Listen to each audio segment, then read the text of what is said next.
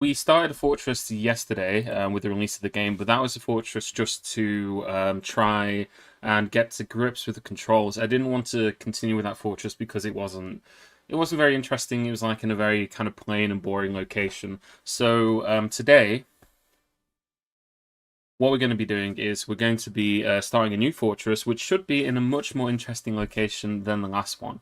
And that's going to be what we're doing today. So I'm just getting everything situated so that I've got all the things open that I need. Because I probably will need to use the wiki a little bit just to check on some stuff. And, you know, it's... although I've got an idea of the main controls, there's still some stuff that I'm a little bit unsure of. So, you know, we might have to check up on that. But we're going to set the enemies to hard. Economy to hard. And I've already chosen the Embark site. It's a Embark which is near Goblins. It's a Embark which is untamed wilds, which means it's the highest level of savagery that it can be, and it's also haunted. There's also no trees on the surface, at least. There might be some trees on the underground. So we're going to have to breach the cavern to build beds and things like that. I think there are some plants up there, though, so there might be something up there. I don't know exactly. It's not on ice. I spent a bit of time trying to find like an ice start, because I always think that's interesting. But I don't think we got an ice start, so yeah. It should be Thank you pretty very tough. much. Also, please name one of the professors in this 2 Point campus after me. Thank you. Yeah, I'll make sure to do that. But yeah, that's a great start. You know, make sure to subscribe. No, I'm kidding. Right, we're gonna prepare for the journey carefully, and we're gonna see how far we can get in this. It might be really difficult. It might be that we have everyone die immediately, in which case we'll think of something else to do. But we're probably gonna need. We'll get one woodcutter, but we're not gonna need more than one. This guy can be a mason. Um, Actually, you know what? No, what we'll need is we'll need a grower. Planter, brewer. Oh, I've got the soundtrack off because I turned it off for the intro. There we go. So we need a planter. Turn it back on now. So yeah, I'll put you as a planter brewer as well. This guy, he can be a crafter. We'll make him a stone crafter. We'll make these guys into Thank engravers. you very much. Thanks for the resub. Yeah, Mason. We'll make you into Mason as well. This guy's going to be a stone crafter, and we'll also make him a stone carver. Do we need a stone carver? I guess we'll go for a stone carver. I'm not sure that we need one. This guy over here, we're actually going to take a military dwarf with us.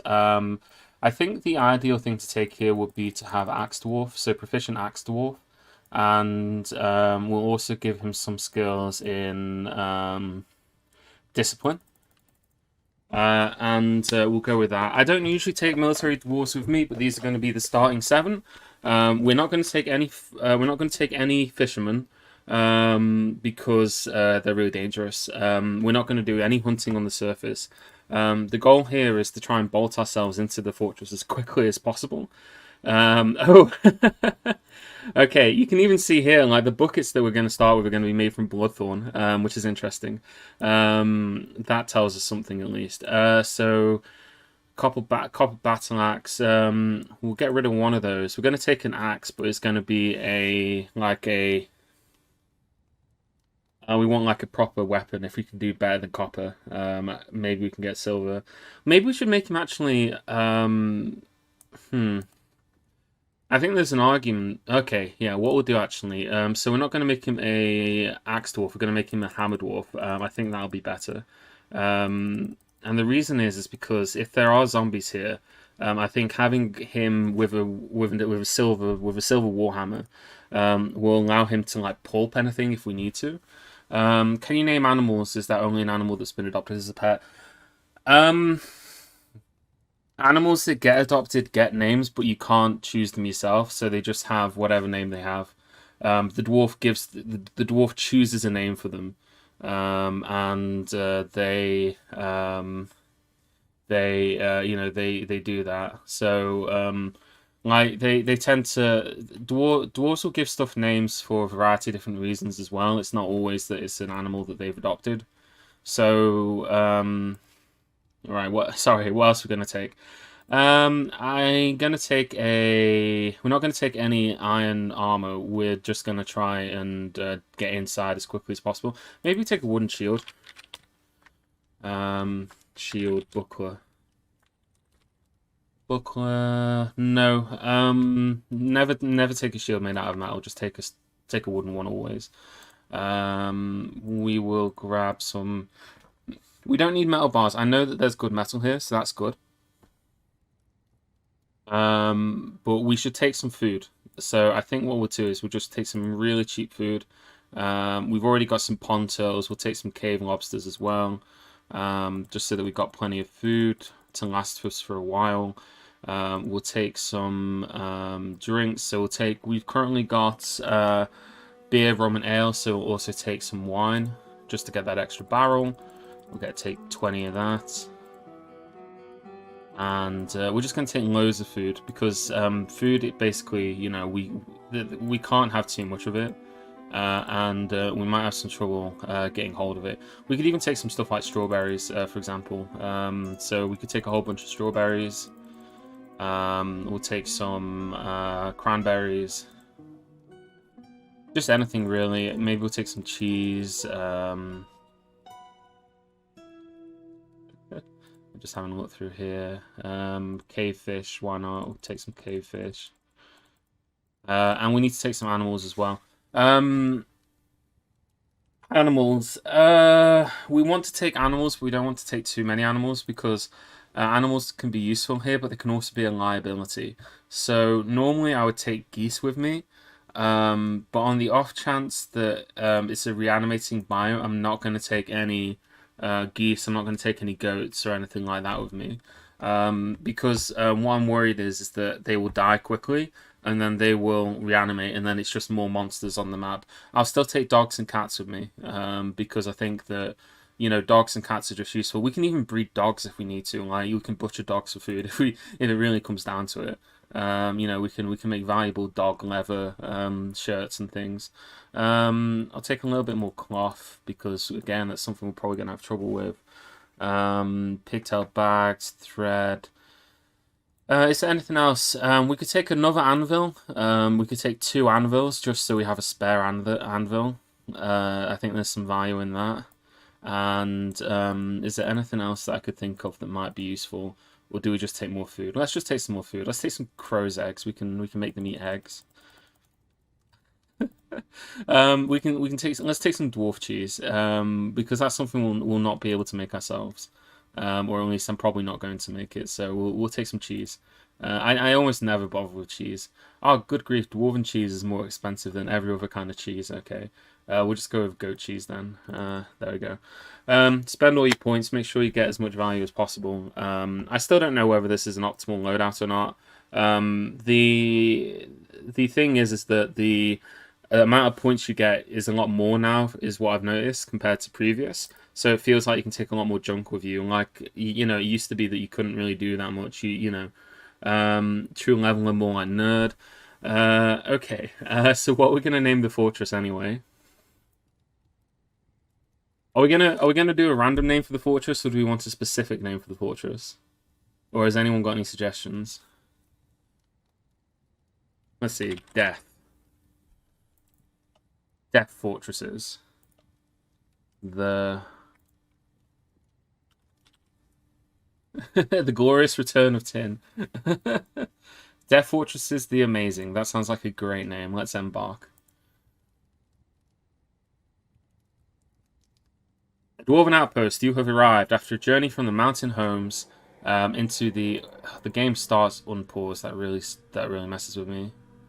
Okay, we need to immediately pause the game and have a look around. So yeah, this is our fortress. I'm just gonna zoom out a bit so you can see what we're dealing with. This is where we're gonna build our glorious fortress. This, no trees, no plants, just rock and dirt and loam, limestone pebbles. I don't know if there are any animals on the map. That's the first thing we're going to check to see if there are any evil animals lurking around here. So let's have a look and see. Our miners and woodworkers picking up equipment. That's fine. Creatures, pets, others. There's a hoary marmot. And that's it. That's fine. There's nothing dangerous up here. Because, you know, it could be the case that we embark here and there's immediately like a dead snapping turtle that just immediately starts dead snapping at our guys. I think the very first thing we're going to do is we're just going to dig into the side here, and we're just going to... So you can see here, there's nothing above either. It's literally, it's as we said, it's empty. It's a blank canvas on which we can build a beautiful fortress.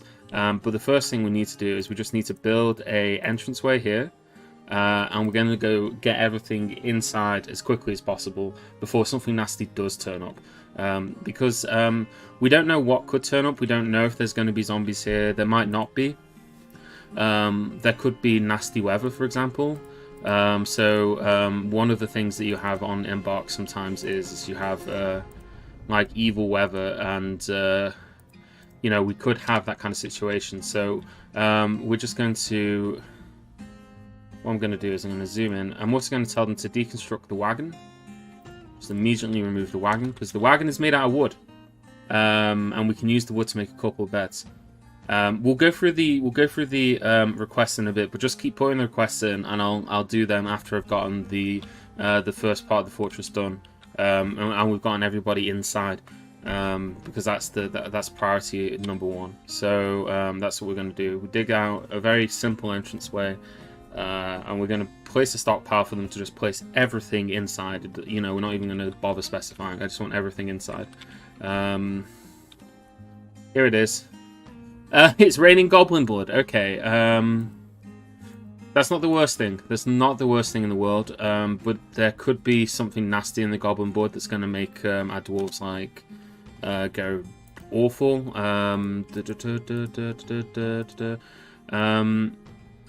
There's a giant louse over here. He is uneasy when caught in freakish weather. I love this as well because they've given this new menu to animals, and now you can actually see the personality and thoughts of just like random animals. So we know, for example, that this giant louse in particular has a great musical sense and a great ability to focus, but he doesn't often feel envious of others. So you know, that's just like, I'm guessing that's always been there. It's just something you've never been able to see before, because I don't think you've been able to check that for animals before. So they must have been generating that for everything, but it's just not been checkable. So you can see here, I'm telling everybody to now bring everything inside. We're going to now build a couple of zones. So we're just going to place a meeting area here. Don't show this again. So we want to set up a meeting area, and this is just going to be so that, because the game doesn't tell you this up front, but the wagon acts as a meeting area. So dwarves like to hang around the wagon if they've got nothing better to do. So that's why we deconstruct it and build a new meeting area. So that if they are going to hang around, they're going to hang around inside the fortress. They're not going to be standing outside. But it looks like we've not got weather that's too bad. You can already tell my dwarves are upset because they've been caught outside in goblin blood. So yeah, let's start doing those redeems then. Let's start having a look and seeing who's going to be who. So manage the rewards queue. We've got 3 requests. So we want Saint Kaladin wants to be our paladin.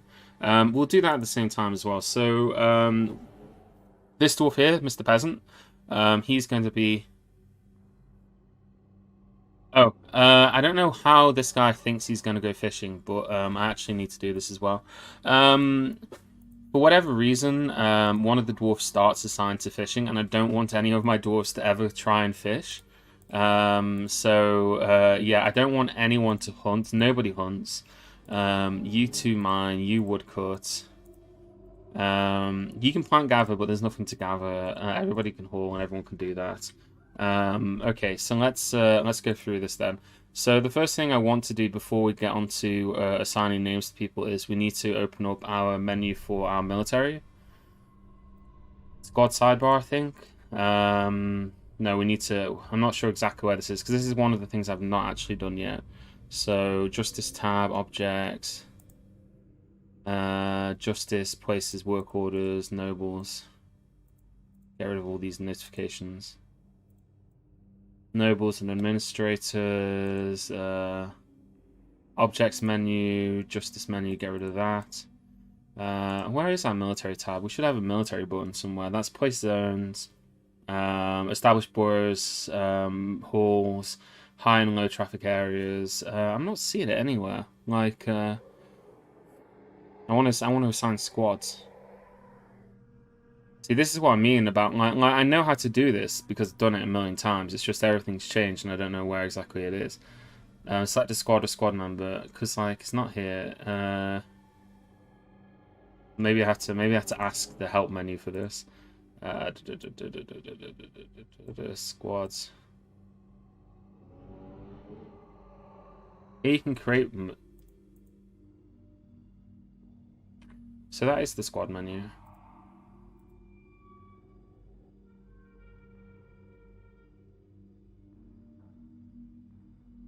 But I don't have any squads. I want to create a squad. Do I have to actually just click on the dwarf in question? So, like, for example, this dwarf here.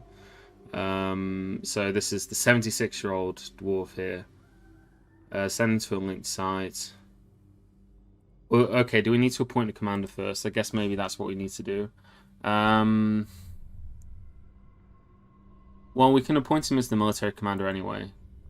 So, but that hasn't changed that to create a new squad. No uniform. The brass trusses. No special duty, routine, off duty. We don't want to customize the name. View the leader sheet. Let's go to the equipment screen. So we want to create a assign a uniform. No uniform. Add a uniform. Enter name here. Hammer. Dwarf. And for now, just new weapon. We want warhammers, material, silver warhammer. Confirm and save uniform. So he should now go and pick up the warhammer. That's all I'm doing there. Okay, sorry about that. Now let's actually get onto the business of naming these dwarves, and then we can actually start building it. That is actually a lot easier than it was in the previous version of Dwarf Fortress. So the first person who wanted a dwarf was Saint Kaladin, and he said Paladin, Stormblessed. So I guess we'll make Kaladin our hammer dwarf. Kaladin. Goose wants the... he wanted one of our farmers.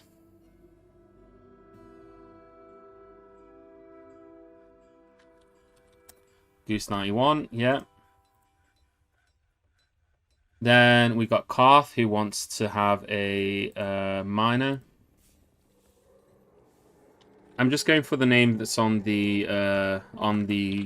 Twitch, just because it means that it's a bit easier for me to keep track of who I've done it for, instead of adding like longer names.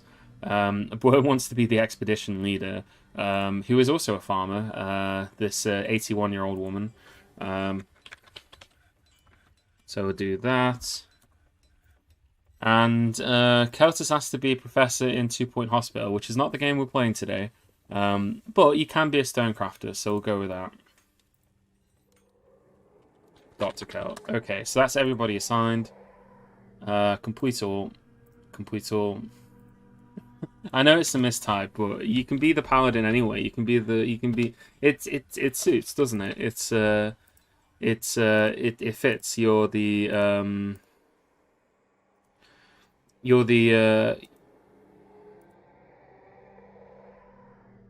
let's just go down a couple levels there.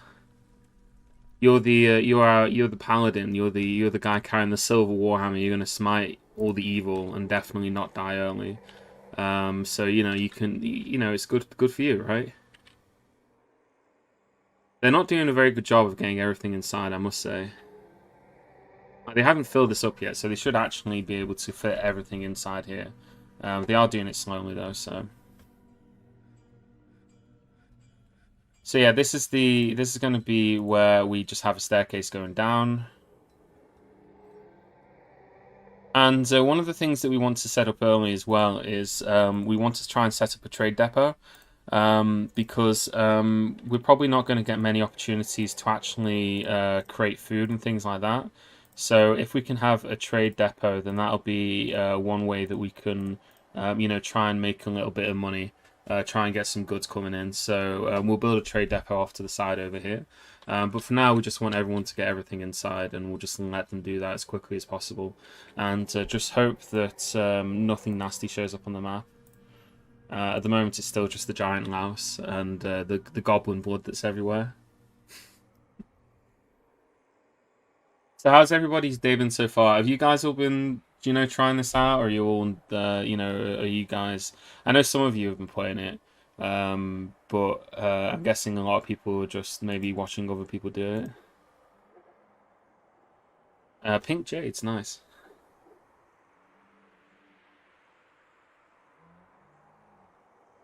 It is good to be playing this game again because it's been a long time since I've played Dwarf Fortress. You know, like I kind of fell off playing it a little bit. Just I was just kind of I'd kind of done everything that I wanted to do with the game, so I hadn't been playing it much. I was kind of waiting until this came out.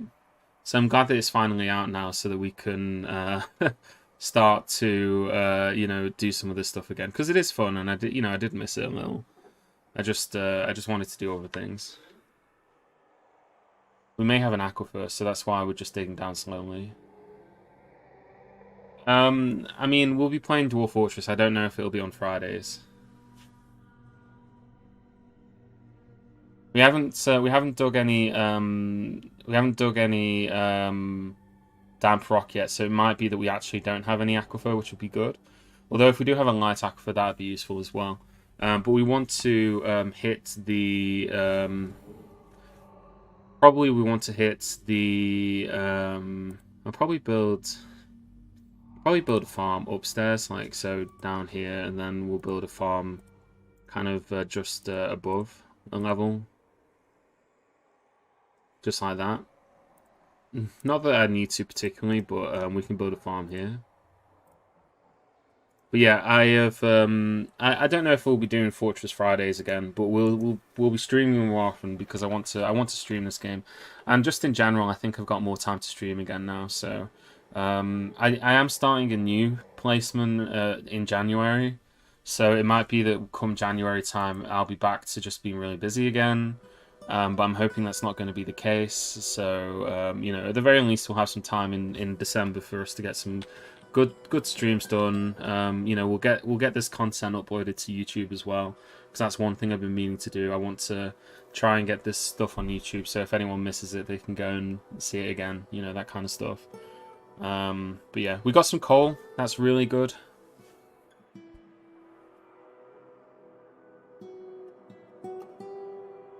What I really want is I want something to die on the screen.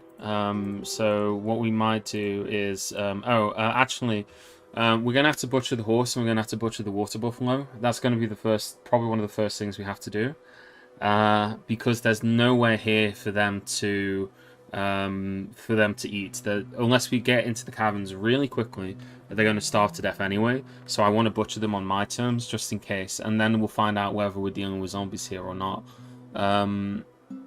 This is limestone cavern on this level. I'm surprised at that. I guess this whole area must just be a mix of like loam and limestone caverns. So we don't actually know if we'll be able to make a farm up here. Like, is there any other layers down here? So this is hematite. This is all mudstone, which means that we probably don't actually have any idea where we'll be able to build a farm. I guess we can just try and like dig out some stuff up here. So we clear that. I'm gonna make this fairly big here, and we'll try and make it. Maybe that'll give us a bit of an idea about where there is some stuff. We can try and make it look a bit nice as well. Or is this all just going to be limestone? Because if we don't have an aquifer, then we can't get water, in which case we're going to have to breach the cavern really quickly. I guess if it's the case that this is all primarily limestone, what we'll do is we'll put a barracks up here instead of a farm. And then we'll have to put our farm really deep down into the fortress, because we'll have to breach the cavern in order to start a farm. And it looks like that's going to be the case, I suspect. And I just got a ping on Discord. which I thought I'd muted. Not only did I just get a ping on Discord, it was perhaps the silliest ping on Discord I've ever seen. So let's quickly mute Discord because I forgot to do it. And let's ignore that. Oh god. Cancels give water. So you see here, Ficot here is trying to give water. I'm pretty sure he's trying to give water to one of the starving animals. So he's trying to find water to give to the starving animal because there's no food for the animal. So dwarfs will like try and give water to them. But obviously there's no water here for them to do, so he can't fulfill that. So he's trying desperately to give water to a starving a starving horse, and it's not going to work. So yeah, we're going to get spammed with that notification a lot. That's one of the many reasons why we need to kill the sorry, not kill, humanely slaughter the wagon animals. If we can't slaughter them, then what we'll do is we'll chain them up outside and just let them starve. And then that way, we'll be fine. I just don't want to. I could build a butcher's room, kind of up, I guess, but I don't want to build one.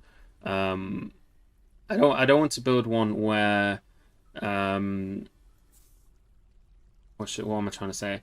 I don't want to build one that's going to be really far away from the farms, because then it means that they've got to drag food upstairs and stuff, and it's a pain in the ass. So if it is the case that we're going to be building a farm really deep underneath the fortress, then yeah. There's still some crap up here. There's rotten demon rats and pigtail thread, strawberry, a bag of strawberries, because we got too much junk in here. Let's just dig that out a little bit more. Stuff a little bit more stuff into there then if we do that. So I guess what we'll do is this will be a bedroom. So I'm just starting to build some bedrooms out here. We can probably just get down a quick little workshop. So we'll go with a this will just be a temporary workshop, so we're just going to put a carpenter's workshop here. We don't have very much wood, so we're just going to make as many beds as we can. Then we'll just get rid of this. So let's just tell them to make beds, and repeat that forever until we've made as many beds as we can possibly make.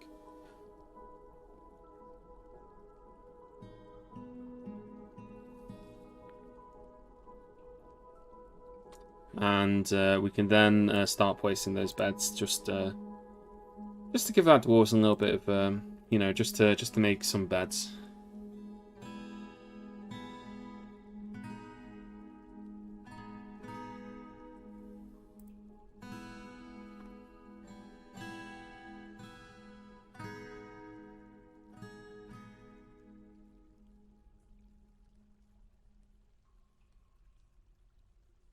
Alright.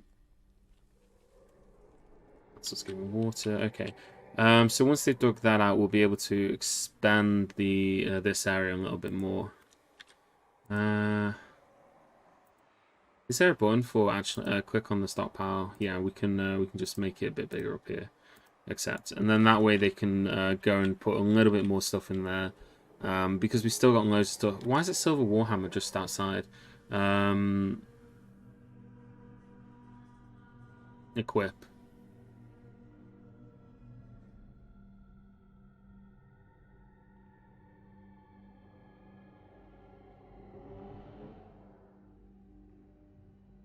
Wait, what? Add uniform. Hammer Dwarf. So let's go with we wanted Warhammers made of silver. Confirm and save.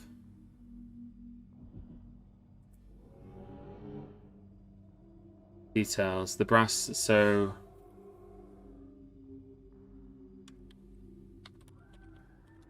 I don't want partial matches at all. Exact matches only. Hammer Dwarf. Confirm. Okay, so actually, if I do details here, and then we set the individual. No, not individual choice weapon. Specifically Warhammers, and specifically Warhammers made of silver.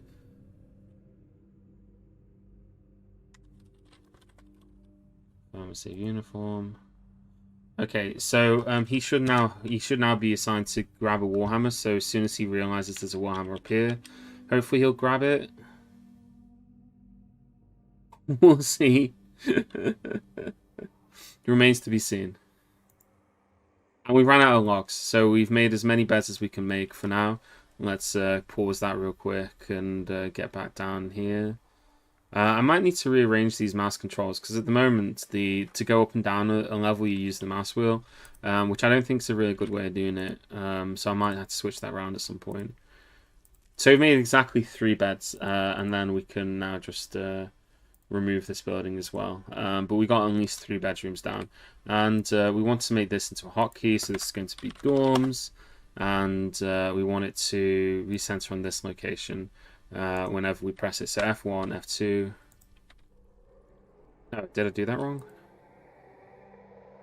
Oh, I didn't assign it. Okay.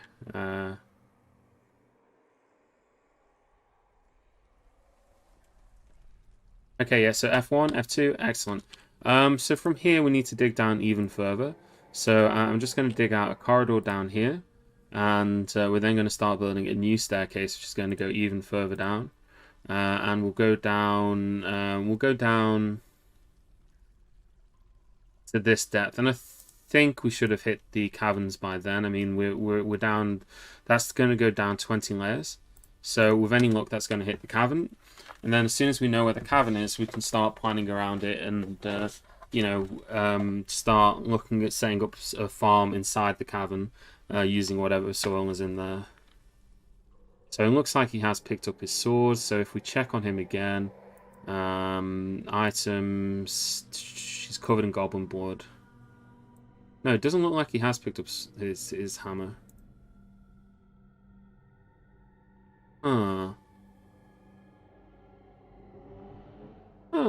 Okay.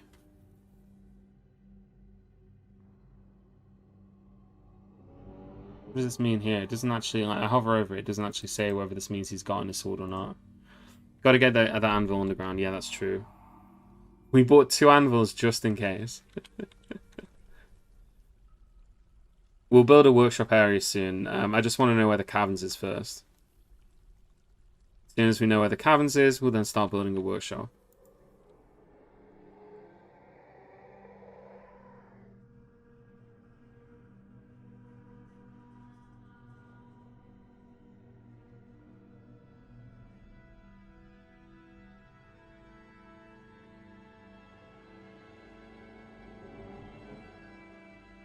Oh, we can choose a symbol for the squad. Let's go with a red square.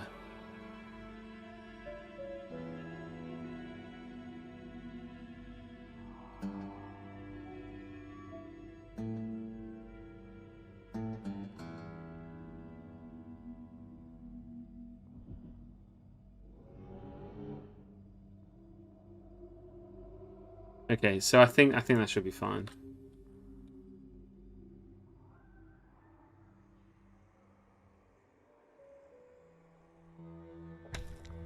There we go. Okay, so we've discovered the underground.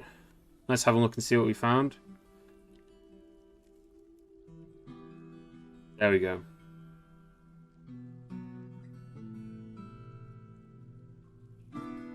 In fact, before we could finish breaching the underground, we need to see what's in the underground first. Others. Troglodytes. I'm not scared of troglodytes. Okay, let's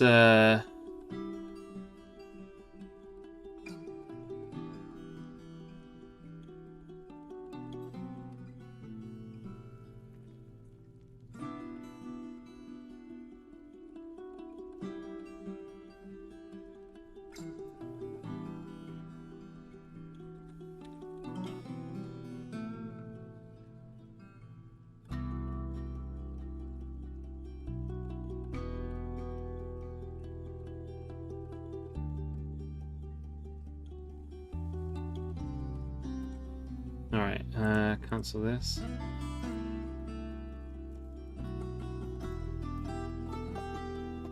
Right, so we now have we're digging the staircase all the way down into the caverns here.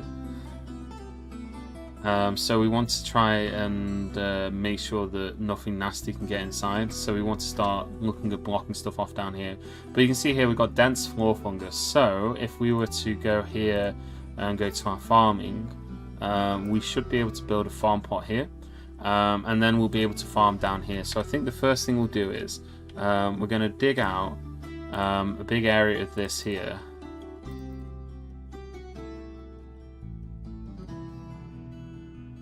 And this is just going to be, so we're going to try and kind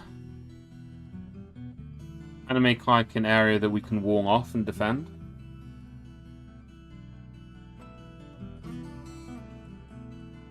And this is going to be kind of dangerous, but we'll station...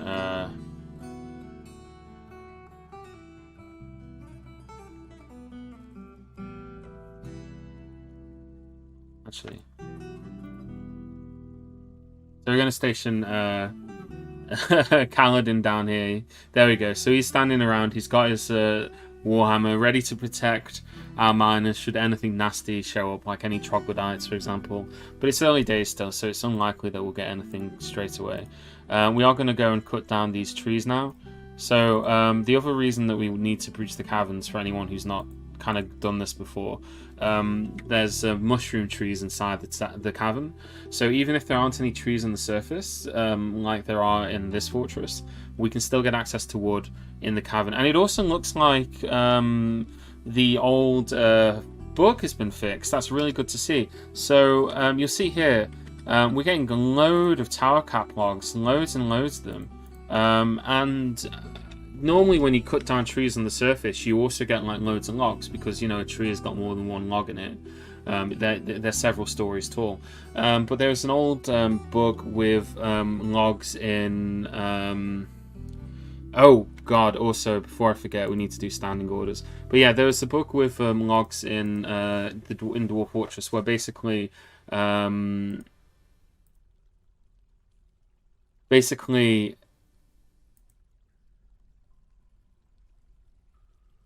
there we go, no automatic web collection. Basically, there's a book where trees and things, if they were underground trees, when you cut them, you'd only get a single log from them, no matter how tall they were. So now we get several logs. We got loads of different tower cap logs, which is going to be really helpful. It means we're going to be able to build loads of beds upstairs. You know, that's going to be really helpful.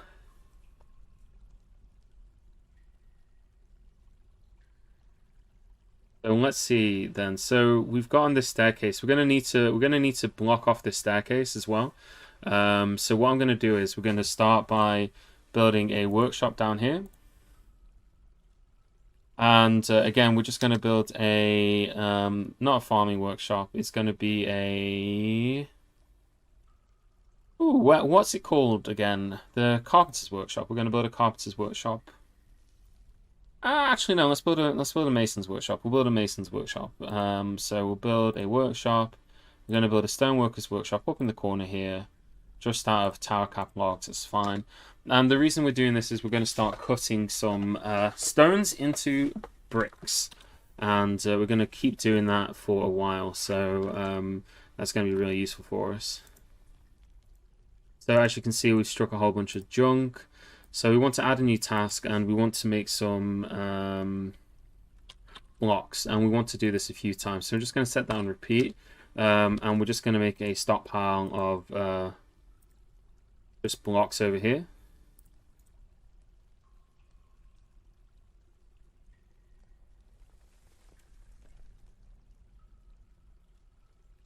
Accept that, and we're going to go with bars and blocks on that. So they should then put all the blocks that we get from this into that stockpile, which will be great.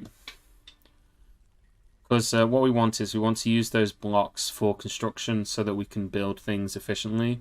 The other thing I guess I'll do is I'll just make another stockpile down here, just the furniture stockpile, because there is some more stuff up on the surface that needs to be brought downstairs, and I think it's mostly furniture. So there's this anvil, for example. So we'll put a foot stockpile here. So someone should grab the anvil and bring that inside with any luck. So yeah, that's going to be critical. So let's go down some more.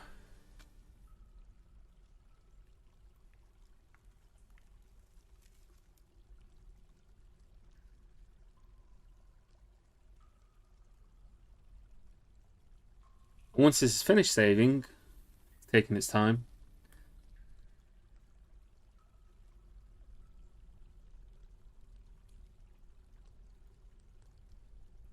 Once it's finished saving, so what we want to do here is we want to now start setting up a farm as well. So we'll have a farm plot here.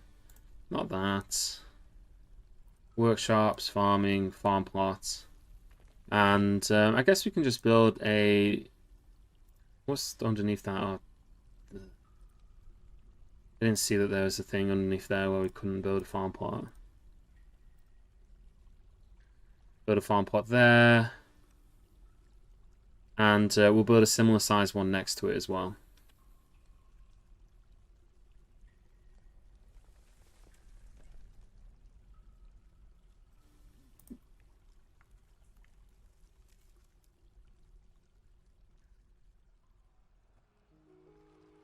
Actually, we'll just go with the one for now.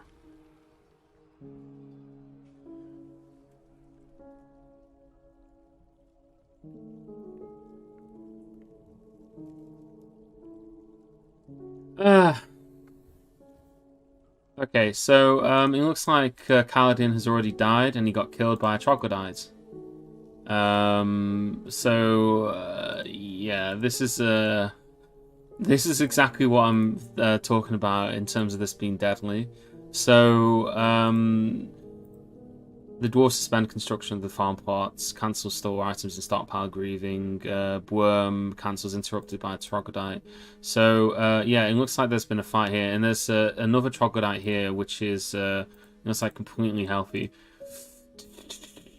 Okay, we're just gonna have to unpause and see what happens.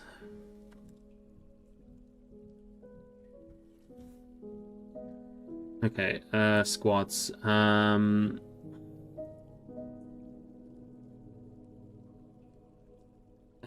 Killed by a troglodyte sounds accurate. So, yeah, unfortunately, that's our first dwarf dead. It's kind of concerned because I thought that I was hoping that the troglodytes were too far away that they wouldn't bother us, but it looks like they're going to be causing a nuisance.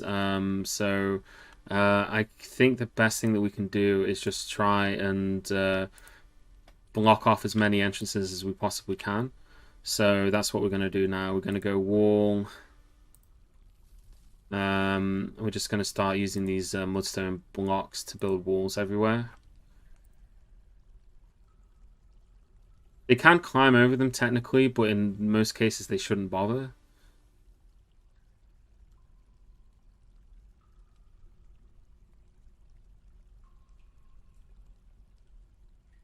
So we'll build a construction here.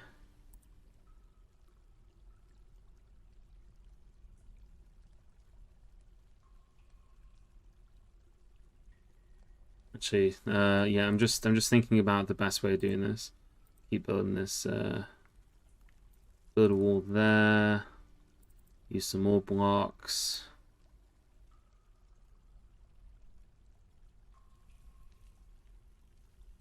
Build a wall there.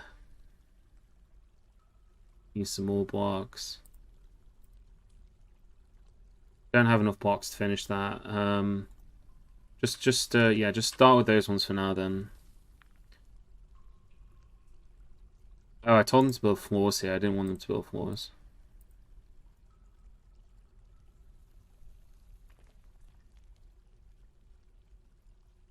Cancel, cancel, cancel. Yeah, so,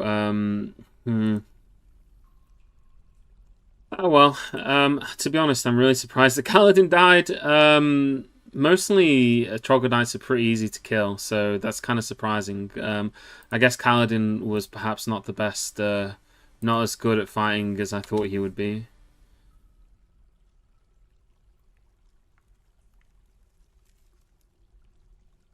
Now, there's a troglodyte wandering around here, but he isn't actually fighting anything. So I'm not sure how Kaladin had like an aggressive encounter with these troglodytes, because mostly they're not even harmful anyway. They don't. More often than not, they don't even attack. They just kind of like wander around, being useless. Cancels clean, horrified. I think they might be getting into our fortress proper as well.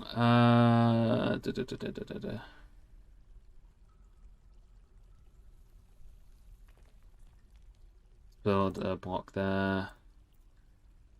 Block there. Block there. Was the troglodyte wearing a blue uniform? Am I right and not a fighter?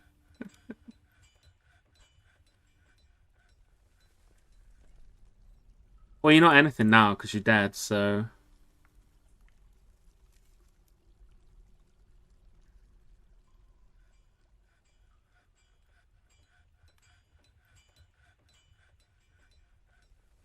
Alright.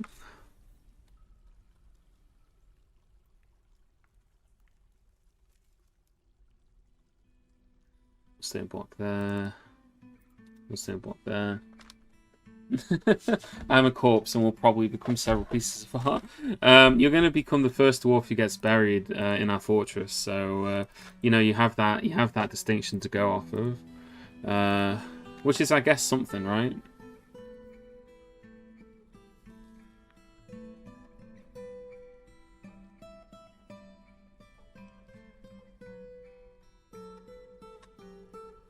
There we go. I have most of this blocked off. I think there might be troglodytes walking up and down our staircase. What I'm probably going to do is I might assign every single dwarf to the military, and then I might just tell them all to attack the troglodyte in one go, if there are any on the staircase, because that way they're not going to be able to do whatever they did to Kaladin. Is there a way that we can see the report, like if we go to our announcements? Is there... Because normally you could check the reports and you could see exactly how he died. You know, you could see like, okay, this is exactly how the fight went. But I'm not actually sure if there's a way for us to check our alerts in that way.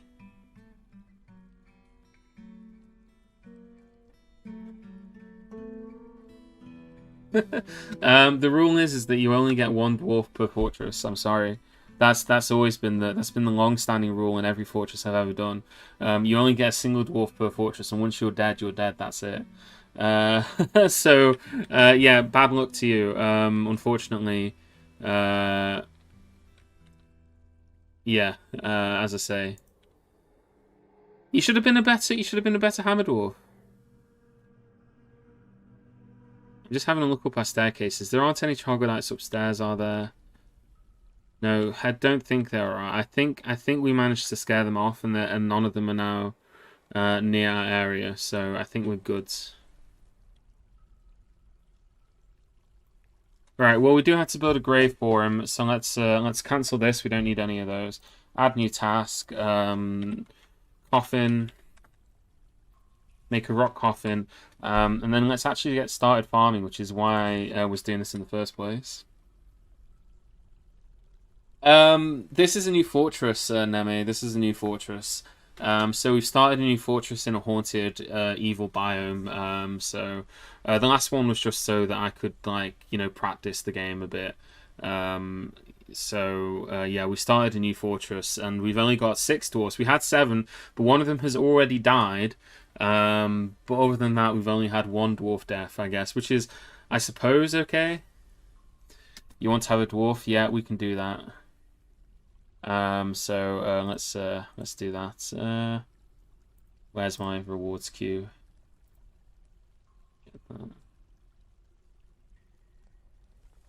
Giant buzzards are stealing our food on the surface, which is also great. We need to get food downstairs ASAP. Let's see. So who have we still got kicking? We got another miner here. We'll name the miner after you, because I think you were a miner before in the last fortress as well. So it fits. It fits. Okay, so anyway, that's that. We now need to build. We want to build like a dining room, and I think we should just have the dining room kind of in between here. So maybe we have it on this floor. There's some tetrahedrite here that we want to mine as well. We're just going to build a very basic sort of dining room. These dwarves are incredibly fragile, you know, because they've just seen one of their friends die. So building places for them to kind of eat and hang out and stuff, that's kind of a priority for us, because you know, that's the sort of thing that will improve their mood, is if they have like a nice sort of environment. to eat food in, so that they can forget the fact that their first ever military dwarf died a humiliating death. So yeah, we'll place that there, and then we also need to get like a small graveyard. So we'll place a graveyard on the same level so that they can come and grieve the loss of their comrade in arms. Although to be fair, he did kind of suck. Like getting killed by a troglodyte. That's not a very that's kind of a pathetic way to go, I must say.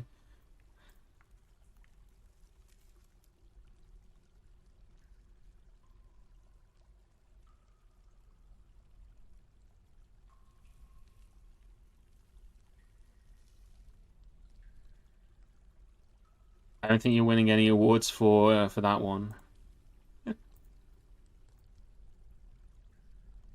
Now, some people might try and blame the commander, but in this case, I accept zero responsibility for this humiliating defeat. Saint Kaladin the Martyred.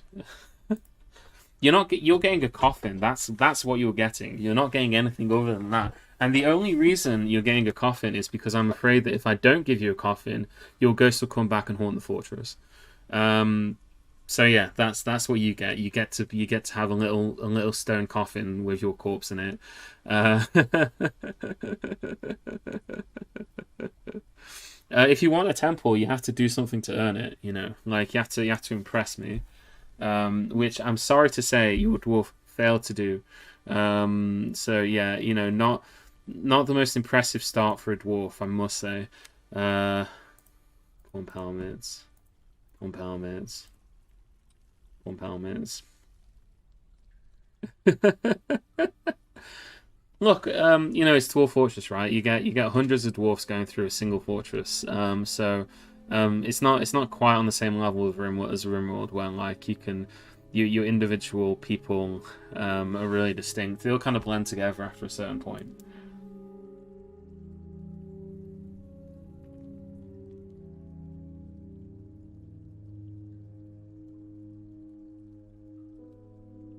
Sorry, I'm just being mean for the sake of it, aren't I?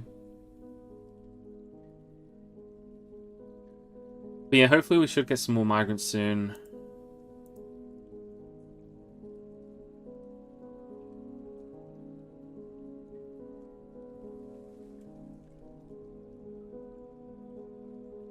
Three, four, five.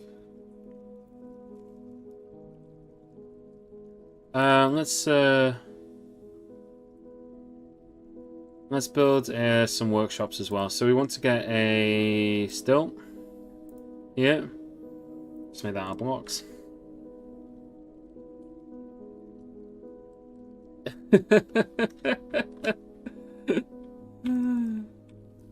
All right, don't worry. We're gonna give you a resting place. All right.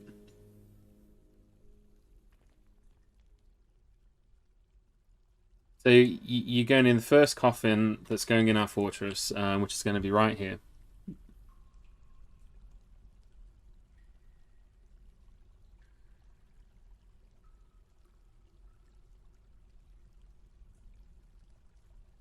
We have to designate a tomb as well, don't we? Let's also make a couple of doors, and then we'll designate the tomb. Just put the doors in first, because it'll be easy to designate then.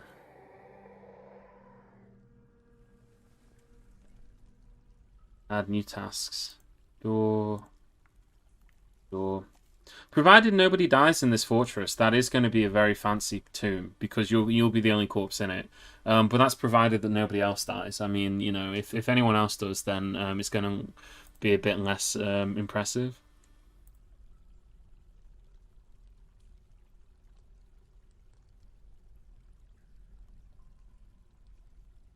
Yeah, you can see here the troglodytes have vanished.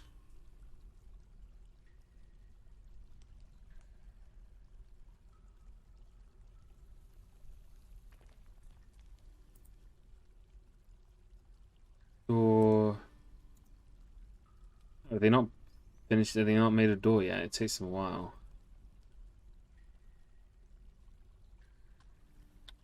Okay, so they're doing that anyway. They got on some of that basic stuff. We got on this still, so we can set a new task. We don't have any. Okay, I thought we had some fruit, so unless they've eaten all the fruit already, but we did take some with us. Limestone door. Oh, it's a high quality limestone door. I don't really want them to make another a dolomite door because that'll look off, but I can always just put it there for now. You know, it's just temporary anyway. Um, yeah. I mean, just think if you had survived, there was every possibility you could have become somebody interesting. But you didn't, so it's not going to happen now. All right. Uh, dining. So F2, F3. Yes, this is going to be where we have the dining room up here as well. So we want to get an early dining room because that's one of the things that's going to really impact on the mood overall, is access to dining. And I think at the very least we can rule out the chat. We can rule out the idea that this is a that this is a haunted biome. Like, sorry, that not that it is a haunted biome, but that it's a reanimating biome. Because if it was a reanimating biome, Kaladin's rotten corpse would have stood up by now and would have come lurching over towards us. So that hasn't happened, which makes me think that this is not a reanimating biome. Tomb.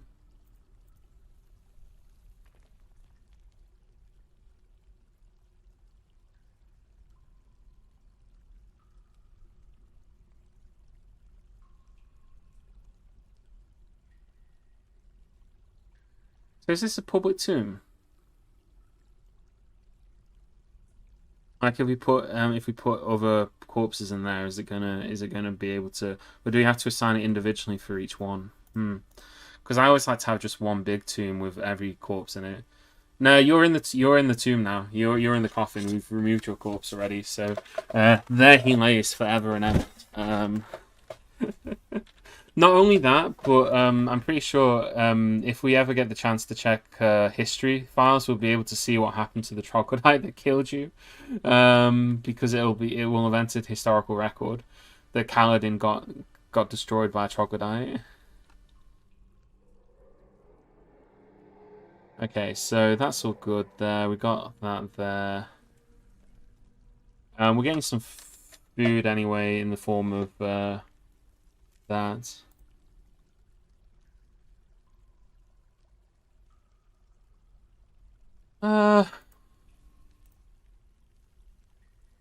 Make this into a food stockpile just so that they're putting food somewhere down here. It should be dumping, not tomb. So what do you feel about the Rimworld does the same but better argument? Who's making that argument? Who said that? Because I don't think that Rimworld and Dwarf Fortress aspire to be the same thing. I think that they are actually two different games, and that, like, I understand that people want to compare the two, but fundamentally they're not really.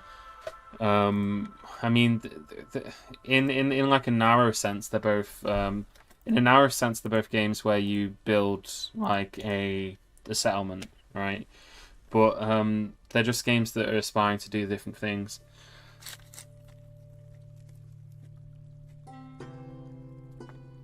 Like I think Dwarf Fortress relies far more on just trying to by Dwarf Fortress creates systems, and then it's kind of like seeing the systems play against each other in a way that's kind of autonomous. So you know you have control over, like you know you can tell your dwarves to build this, you can tell your dwarves to do that. But at the end of the day, it's like the interaction between like all the different weird systems that exist in Dwarf Fortress and come together to create you know, that experience. Whereas RimWorld is a lot more of a directed game. You know, in RimWorld, for example, you have very distinct events that happen. So you know, raids and Dwarf Fortress. You got like the whole storyteller thing, and you got like prison breaks, all that kind of stuff. They're just different games, honestly. Like I don't think the two need to compete against each other.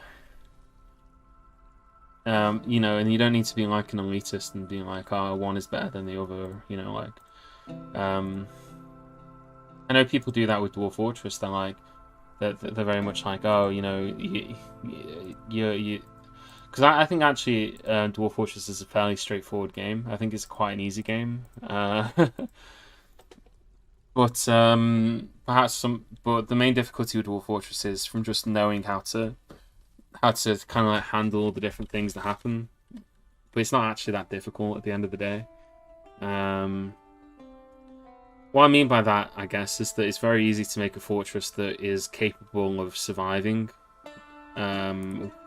without too much thought. The difficulty comes from like you know, trying to do the different scenarios and like what you know, trying to accomplish whatever goal you're trying to accomplish. And there are a lot of different goals you can try and accomplish in this game.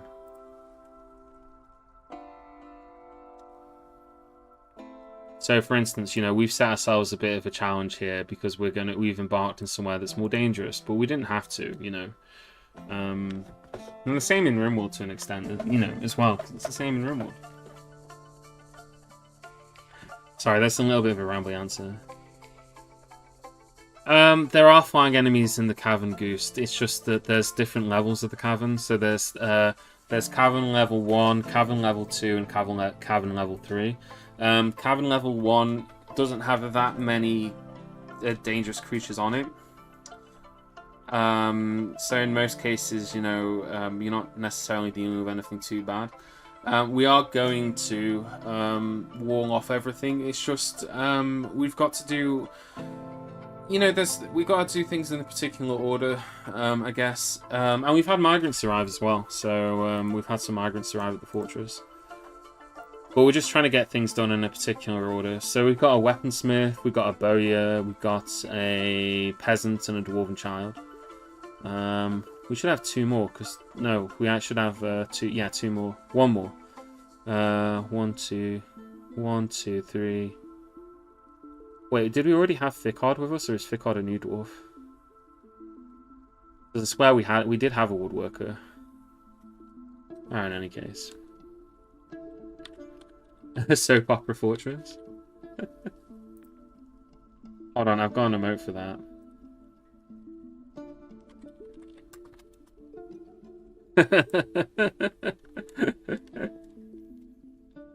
See, I made a hot pot recipe emote, so you know, if you enjoyed the hot pot recipe stream, you can use that one.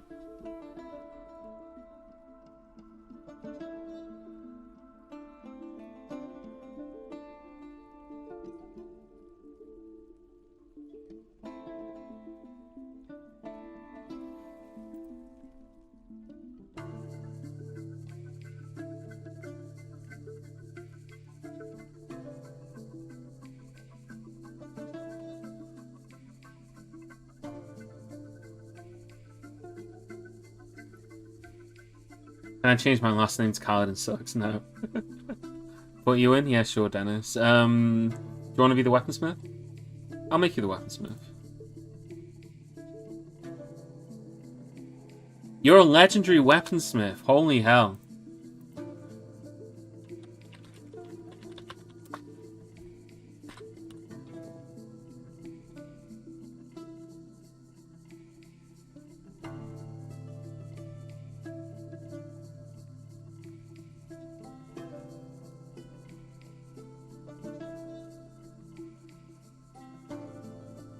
Yeah, we've got iron. I think we've also got flux-stone as well, so... Dolomite, we've got chalk. I think, yeah, chalk is a flux and dolomite is as well. So, yeah, we got steel.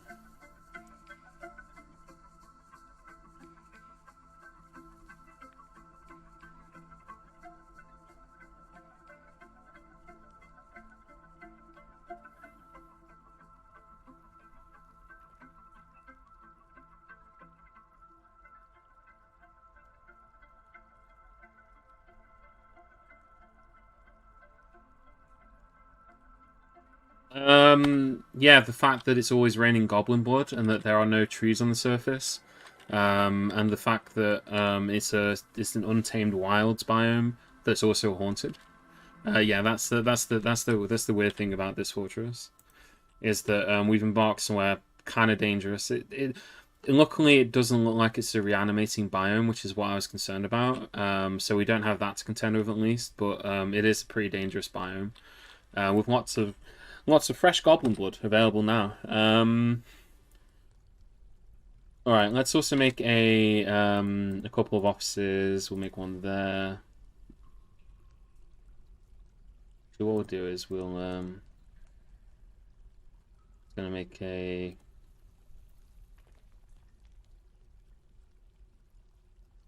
just a couple of offices down there.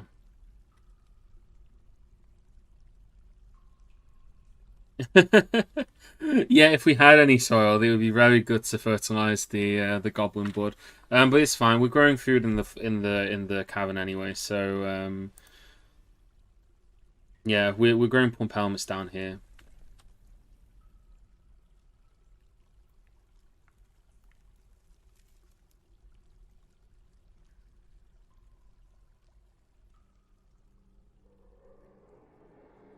Just saw something dangerous looking. Everything's good, says Dennis Wolf to Dr. Cal. I thought I saw a dangerous creature. Oh no, giant chameleons. Oh God, what we want to do is we should be making a bridge here as well.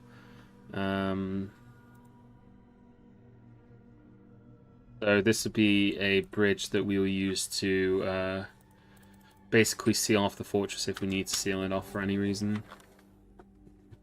And the other thing that we want to start doing is making some crafts and some bins, which is why we started working on the workshops. And then once we've gotten that done, we can then start making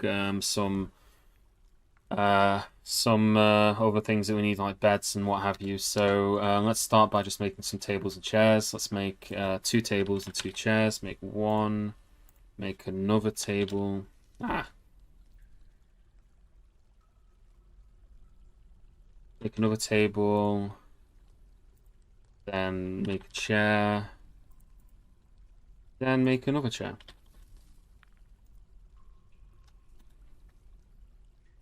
There we go.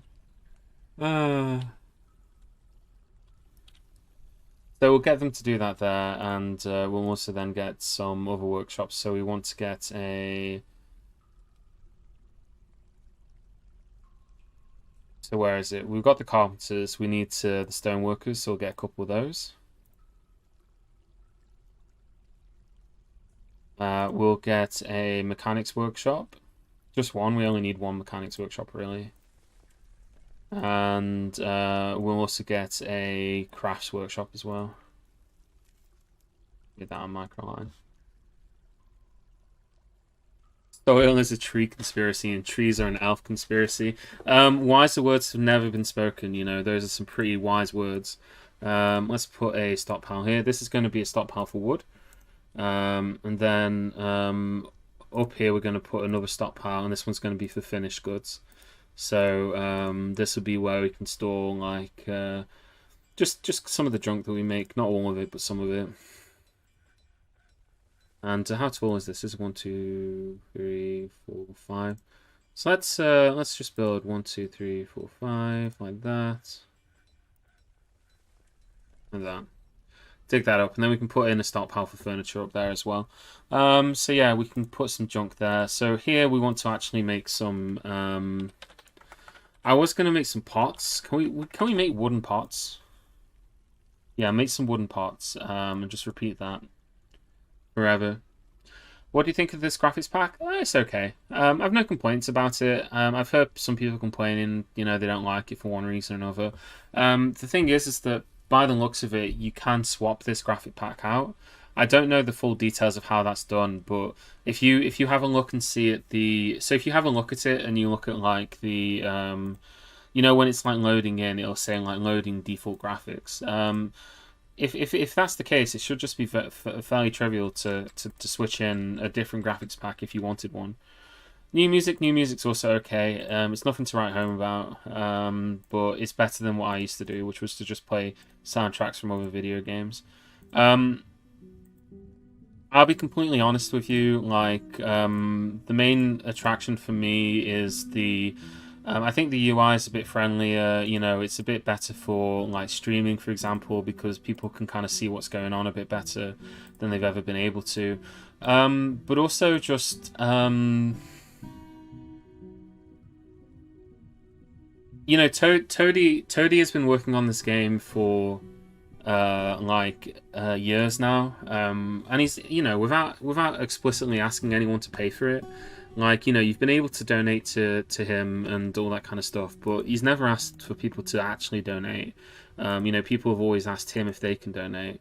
The real story behind this game is that they had, you know, they had a family emergency. They had to find ways to pay money so that they could get medical treatment in the US. And like, as far as I'm concerned, when, you know, I'm thinking, well, I've played so much of this game that I'm happy to pay whatever to Toady to help him with his family issues. So that's fine. You know, I'm very happy with it anyway. If I thought that this was bad, I would just continue to play the classic version anyway. But I would still think that, like, well, I just want to. It's nice to be able to support the community and to support the people who make the game. So yeah, that's kind of like my view on it.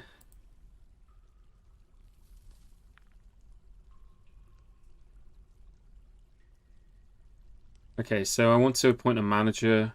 We're going to appoint this stonecutter here. And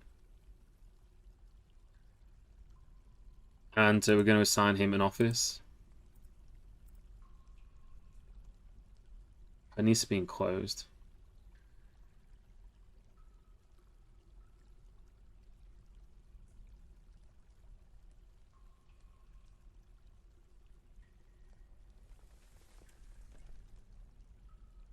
Yeah, yeah, I saw that. I saw that, Cal. I saw that. But like you know, there's that element of the fact that we live in, you know, like game development is always becoming more and more expensive, and it's becoming more and more difficult to do these kind of passion projects and just survive off the goodwill of other people, and to be able to do something like that without being, you know, without compromising your vision for what you think it should be, it's incredibly difficult in this day and age. And I think that's a sad thing. I think it's a shame. It feels like the space for that kind of creativity is kind of dwindling a little bit. Um, you know, maybe the age of like you could have like a bunch of people who could make like a AAA style game by just being like, okay, I'm gonna, you know, me and a group of friends are gonna do this. I don't know. I need to not think about it too much, else I'll just get grumpy at myself. You know, that maybe I don't know. I couldn't make something like this. I don't have it in me. I don't have the energy to even start to do it. So I'm always impressed by people who can do this kind of stuff.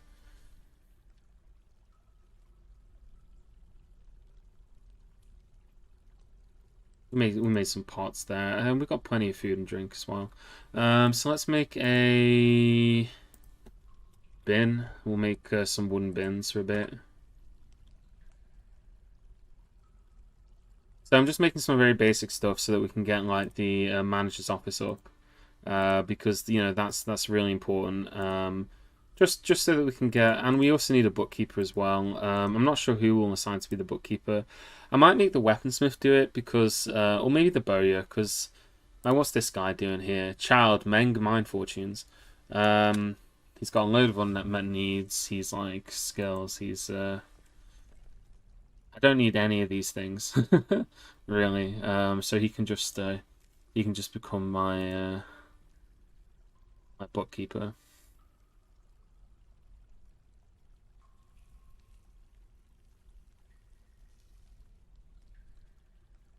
I'd have to think about it more, I guess. You know, to think about these things. Uh,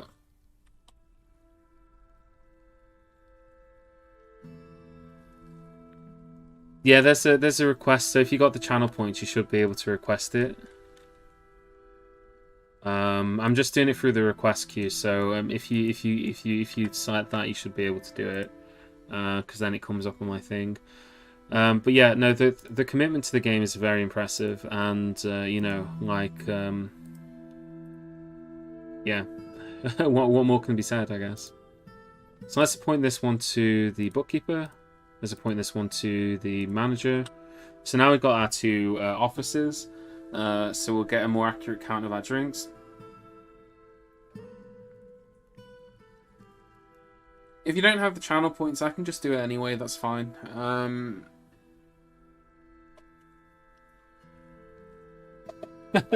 Kel will pay for your dwarf. That's fine. Yeah, I'll put it in. I mean, I would have done it without it anyway.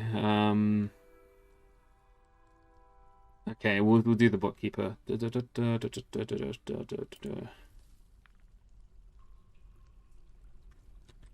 Savs 5. There we go. So you are now the bookkeeper. So yeah, we're it's fine. I've done it anyway. So it's all cool.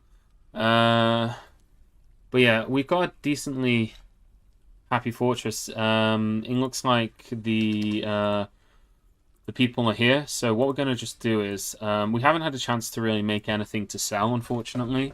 We're going to try and make a bunch of junk just now. And we're going to just set that to make rock crafts. And we're just going to set that on repeat. So the outpost liaison has arrived. He's going to come and meet our expedition leader. We should hopefully get another migrant wave as well in autumn, I hope. And then we got the diplomacy tab. So I'm the liaison from Yamotin Homes. Let's discuss. The world is the same as ever.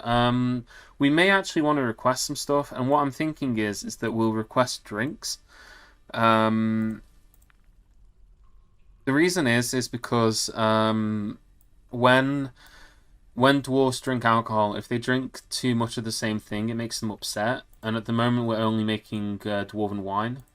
So I'm just going to request all of these three, and I'm also just going to request some kinds of food that we're not getting. So I'm going to request just like a bunch of random meats. It doesn't really matter which ones. You know, I'm going to request some fish. I'm not going to request plants. Yeah, that'll go for that.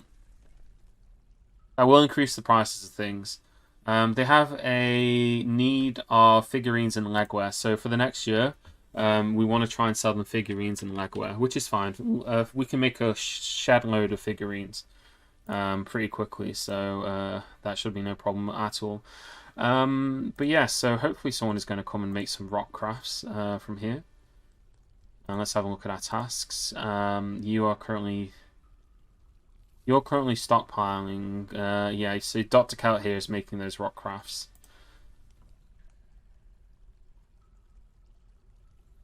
Wine for dwarves? What is this heresy?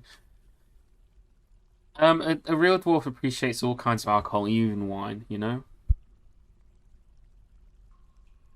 Like, you're not just going to, you're not going to reject it just because it's not the specific kind of wine that you want. So we can move some stuff over to try and get some sales, but again, we haven't really made anything yet. I'm just having a look and seeing if there's anything here that's like bins, finished good bins. Is there a way that we can? Okay, yeah. So, oh, we can sell. Yeah, let's move this finished goods bin over to the trader. We'll do that. One thing we could potentially do is try and cut some gems and sell the fancy gems, because I think we have a few, but I think we'll keep the gems. We'll just do a little bit of trading here. I'm not too fussed about getting loads of stuff. I don't think we're due to run out of food anytime soon, so... I also need to make some more hotkeys. So we'll make this... This is dining, we've already got that one. And this here is going to be the... crafting. So this is where we're making stuff. This is our workshop level. And then down here is going to be... So this is Caverns 1. Caverns 1. And we'll center that here. So if we press that like that, we can very effortlessly go between these levels. Stray dog has given birth to puppies. Stray cat has given birth to kittens. We've got ourselves a bookkeeper now. Excellent. And we should now be getting some crafts. And if we click on here, we can see we're getting some little things. So like just like figurines and things like that.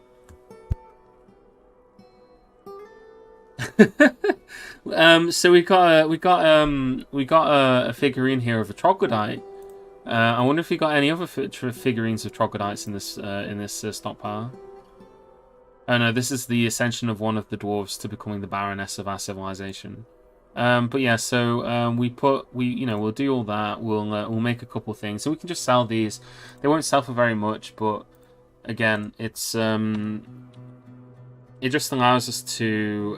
Also, we need to change this. So that was where the wagon originally was. We want to make this zoom to here instead, so we can change this from wagon arrival to entrance. Has this been built? Yeah, that's been built. So let's have a look at trading. So, we had a bunch of junk here already. Actually, let's move some more crafts up. Move bins. We'll move. That's just got a bunch of gems in, but we'll keep those. That's already there. That one's just got some more gems in. Cloth we don't want to sell. Finished goods. We'll move this one up there because that's just got a bunch of finished goods in it. Still on pause. I might need to just go and be right back real quick. So I'm just going to go to the bathroom real quick. So just bear with me 1 second whilst I do that, okay?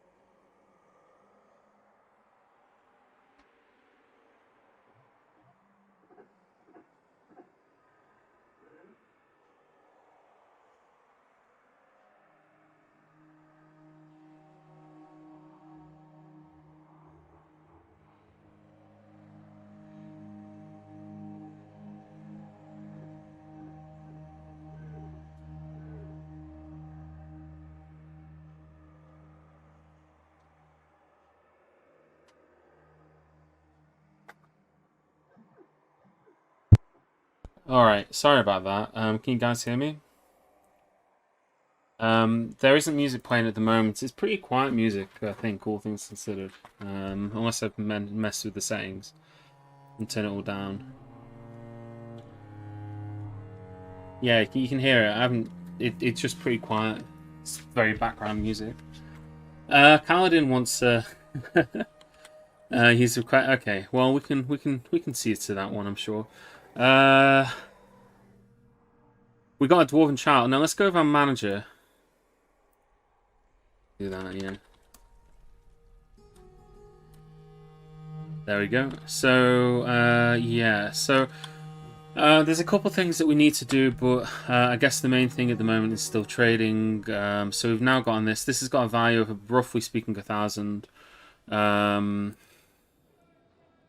We don't know exactly how much. We don't have a dedicated broker, so we're just going to trade, and we're just going to try and we're going to trade all these limestone figures and things. And we're also going to get rid of some of this rotting clothing from a certain dead somebody.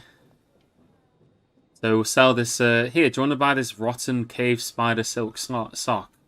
It's only had one previous owner. Let's have a look and see what we can get in return. So,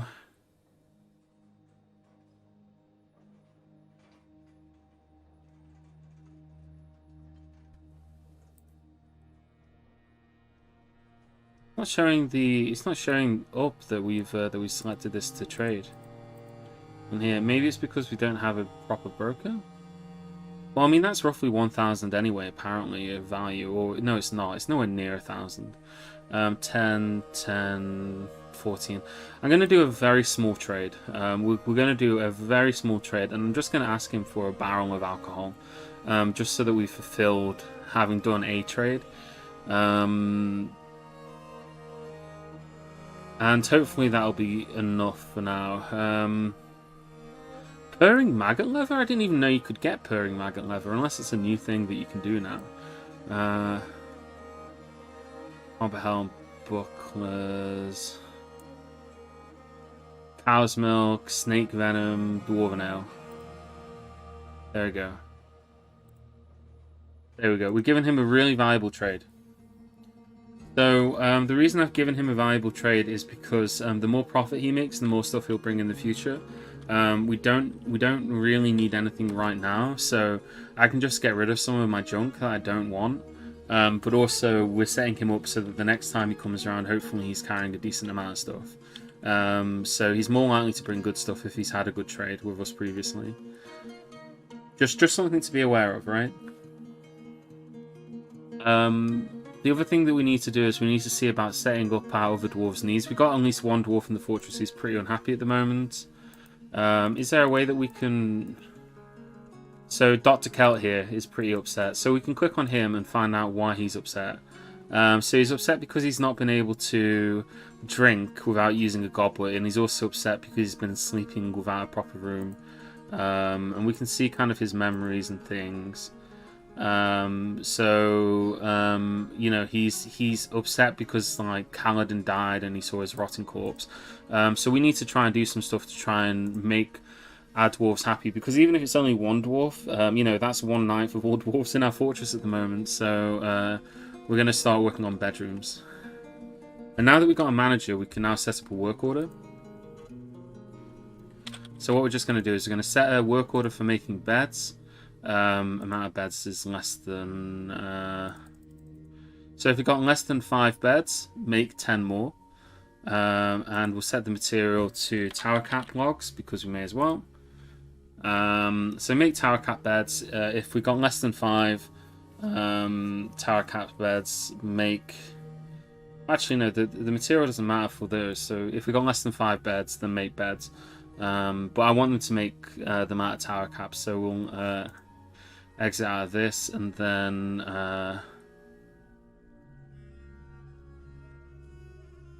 you know what, it doesn't matter, they can just make the beds out of whatever. And we want to set a similar order up for drinks. So 3 drinks from plant. So on this one, what we want is we want to set it so if the amount of available drinks is less than... We got less than 50 drinks. Well, yeah, let's say it's less than 40 drinks. If we got less than 40 drinks, and the amount of available plants is greater than... Actually, get rid of that. Yeah, you know, if we got less than 40 drinks, make drinks. That's fine. And then we'll set a new order, which is just on...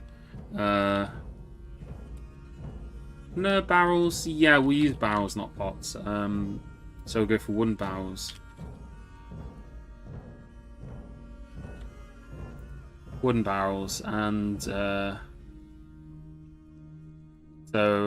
make...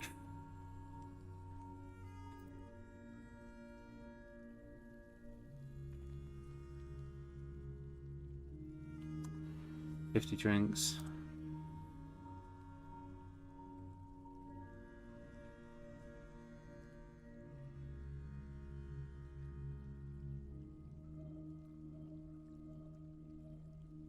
Materials, no materials. So if the amount of empty barrels is less than 50, just start making tower cap barrels. And all Freeport wants to be put in as well, so we'll do that. You can be Ficod.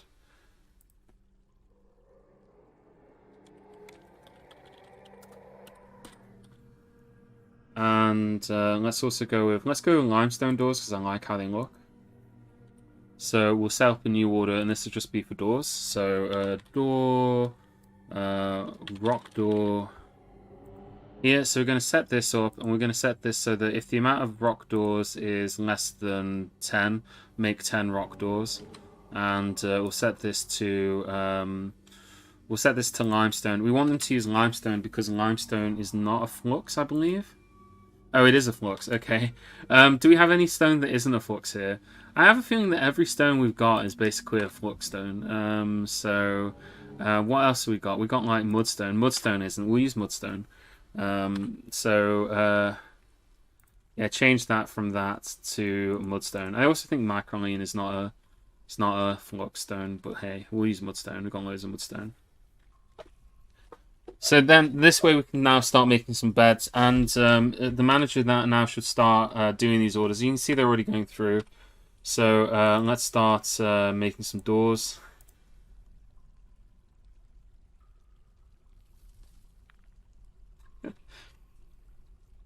Yeah, do you like the penis room? I mean, it's not going to stay like that, but I'm glad that you appreciate it.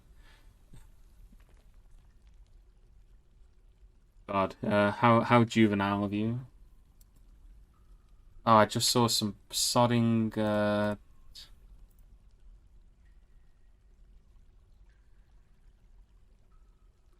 troglodytes. They're hanging around inside our fortress again.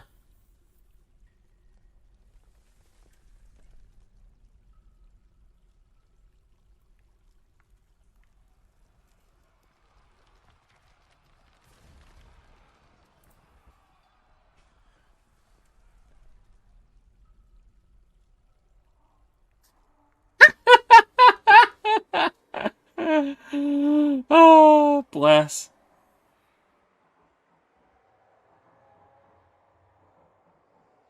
So the troglodytes have come upstairs to try and steal stuff from our supplies.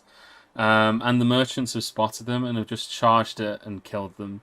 So yeah, there's a bunch of mangled troglodyte corpses now outside. We should probably make something so that we can dump the corpses and get rid of them. Probably like a primitive atom smasher. I think that's what we'll do. Did my legendary weapons help? We haven't even made any weapons yet.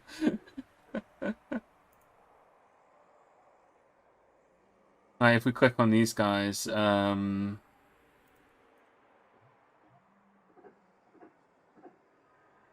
click on these guys and we can see, for example, how many kills they've got. So this guy here. No? You actually got the kills then. Okay, none of these guys did.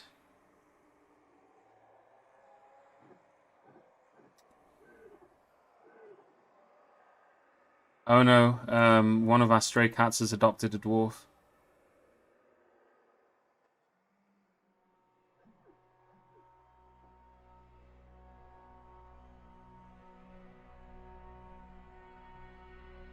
Yeah, so that troglodyte got killed. Yeah, dead troglodytes. That's always good to see. It was literally as well when I was thinking, right, we need to make this like properly we need to properly enclose this so that they can't get in anymore. That was exactly when I was thinking it, right? So let's start doing that. So we're gonna start making some floors here.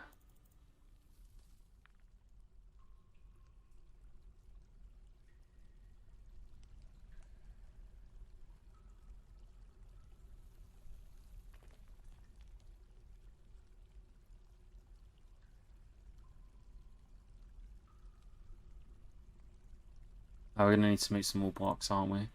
Yeah, we can do that though. We'll just get started on that. So we'll start building some of that floor up here.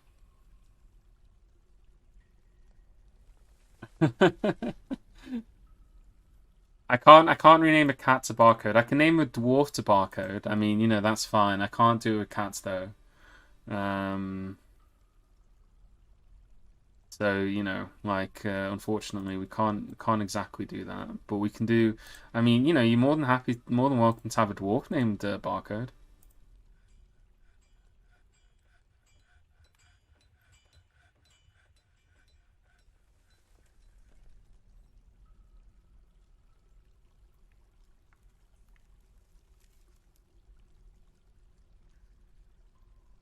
As long as Armok knows I'm that cat, it's good enough for me.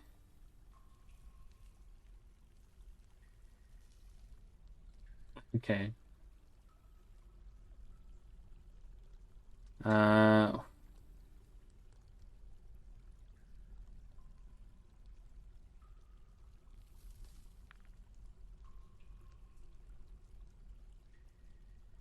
that to be a lot lower. Set it to 10, because otherwise we're just constantly gonna be. But that's 30. We're gonna have to cut down some more trees in a bit. The merchants are leaving soon. That's fine. We already traded with them.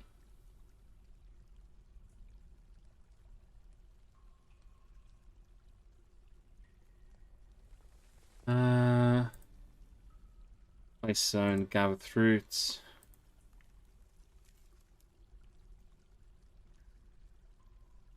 I want them to just gather all the fruit off here because there's a bunch of fruit on the ground and it's stopping me from placing stuff. So just go and gather the fruit from here.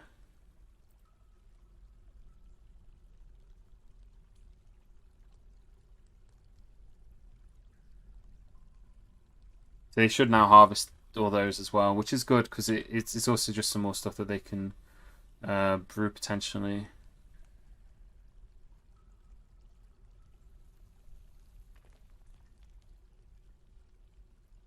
So I wanted to make like a smaller kind of farm plot for some. So we got the big cave pot here, and that's for pump helmets, but we can make some more farm plots down here. So let's see, what can we make? Make one here.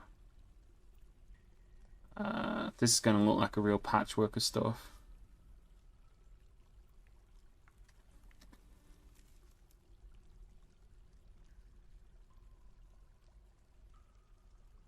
We'll start with one here because, like I say, I just want some. We need to grow some pigtails, I think.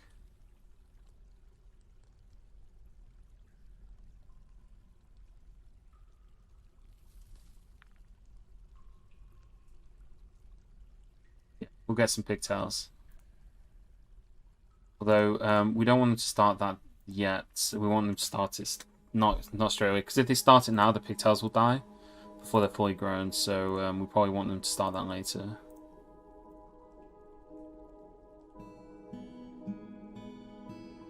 Running out of fermentable plants. God.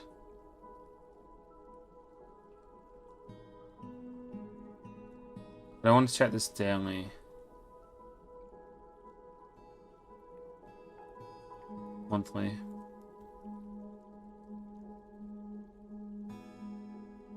Okay, so we've completed that. We've gotten some merchant. We've got some more people in the fortress now, which is excellent. Let's start a new order for blocks. We want to make some rock blocks. Rock blocks. And I said that's a 5. Amount of blocks available is less than 10. Make rock blocks. Yeah, that's great. I'm not sure about petitions. I haven't had any petitions yet, though, so I'm not 100% sure. And why do we have so many dwarven children? 1, 2, 3, 4, 5, 6. Wait, come on. Okay, so we've had a weaponsmith arrive. Oh! A weapon. Our migrant wave consisted of a single weaponsmith who's arrived with 5 children. That's our migrant wave for this part of the year, is a single weaponsmith with 5 children. And he's not even a very good weaponsmith, he's an adequate weaponsmith.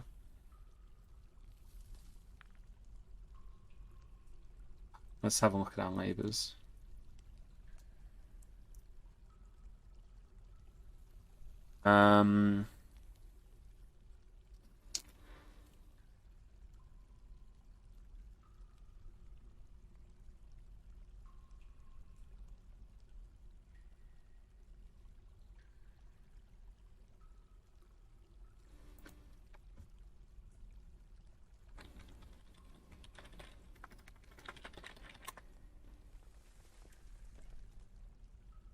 Right, so you do that because I only want you to do that.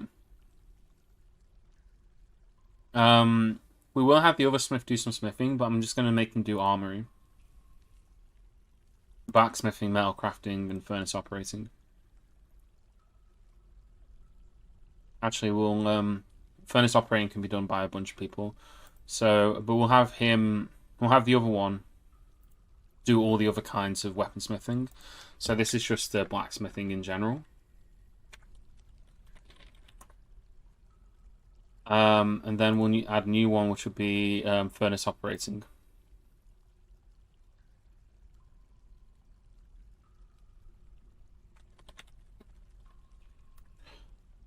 And I don't really care who does furnaces, because furnace operating doesn't have any kind of like skill involved. It doesn't make any difference how good they are at it.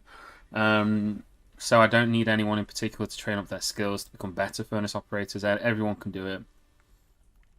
I don't even think it increases the speed at which they do it. I might be wrong on that, but in any case, it's not the end of the world if I am. We're gonna finally get them bedrooms anyway. God, we're gonna need more bed. We don't even have enough bedrooms. Well, we have enough bedrooms for everyone in this fortress who's productive and useful. We don't have enough bedroom if you also include all of the sodding children.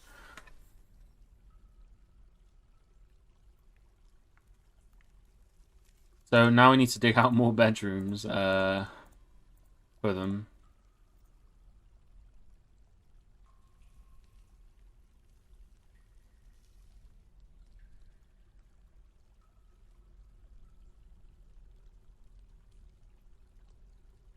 So dig out 6 more bedrooms. They got nowhere better to go than this evil land where it rains goblin blood. Like, I don't think this guy migrated here with his lover either. He's got 2 different lovers, and I'm not sure that he's brought either of them with him.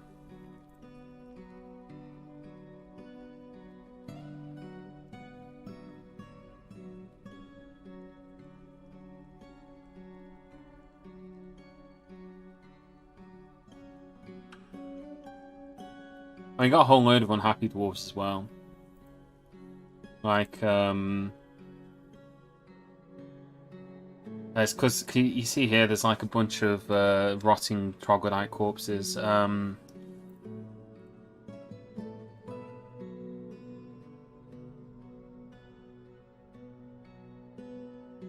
Garbage dump. What we'll do is...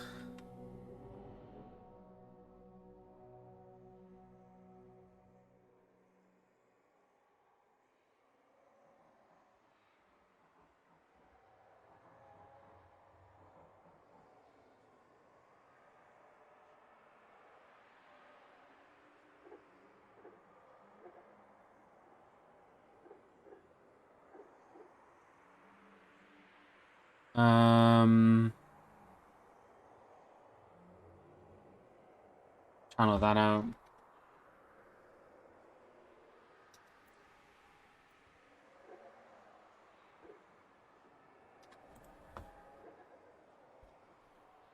We're just going to make a big pit for them to drop junk down.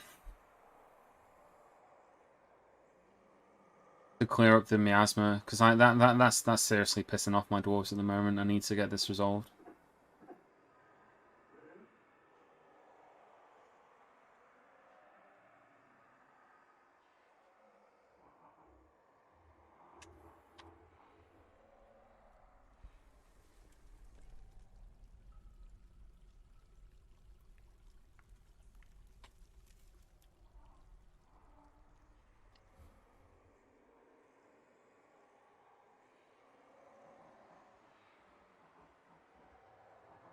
Although, where are my actual diggers? Like, where are you at the moment? Oh, you're digging here as well, because I told them to dig a bunch of these bedrooms out. I forgot all about that. Well, they can do that then. Furniture, bed.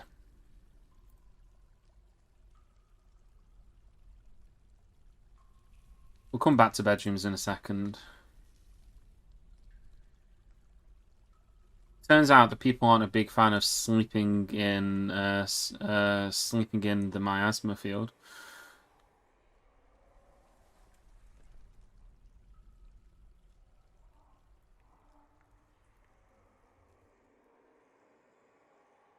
Unless dwarves actually come from the stalk. I don't know if dwarves come from the stalk as such, but like it's the case that a dwarf is capable of having a child, even if the dwarf he's having a child is not in physical contact with them. Physical intimacy is not a precondition for dwarves to have children. I mean, they have to like each other, you know. But what I mean is that like if so long as they're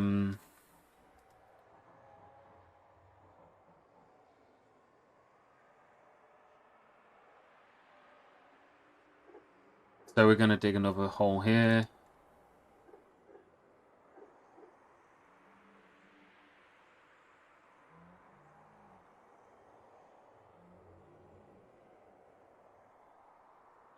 Let's go one. Oh, yeah, that'll do. Okay, so we're just gonna dig a hole here. One of my dwarves should come and dig. Brew drink from plant. I did not remember asking you to do that.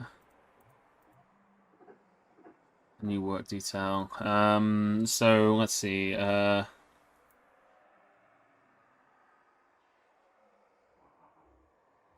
brewing.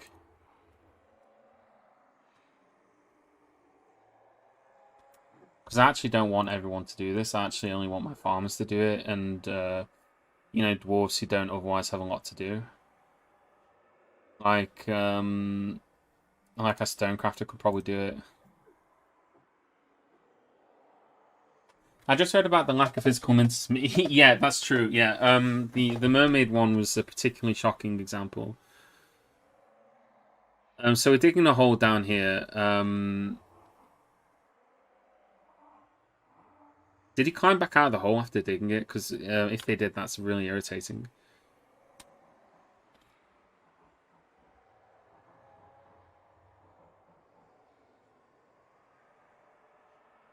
I think she did. Ah, bollocks. All right. You know what? That's fine. It doesn't need to be particularly deep.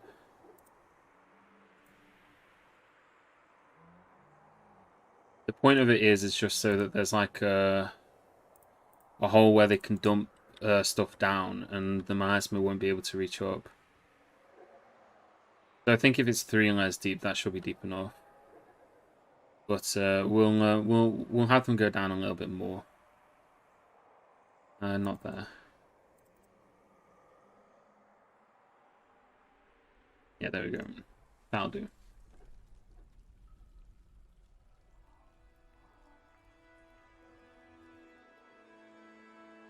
Yeah, that was the mermaid harvesting thing. Although that was because back in the day, in one particular patch, mermaids had very valuable bones. So what they were doing specifically was they were making a kind of like a mermaid. They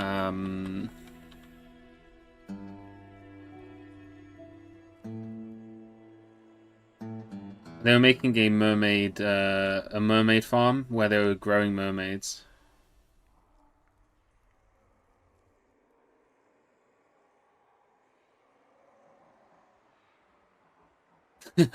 Which is about as horrific as it actually sounds. You know, very, very horrific.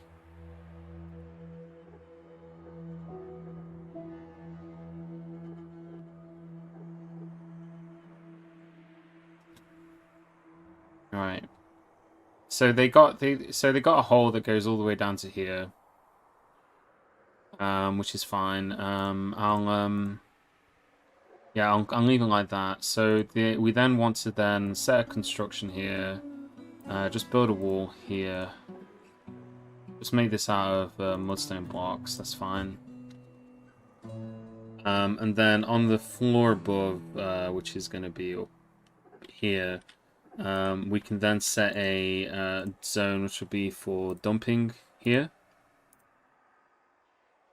So this is the garbage dump. So we just have that as the garbage dump. And then if we go up here, where we got a bunch of like troglodyte bones and things, so we can just set all these to be dumped.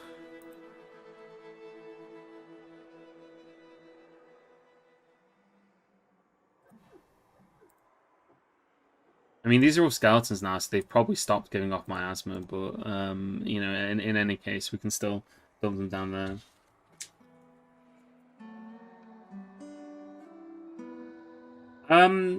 I don't know the full details of it, but that sounds about right.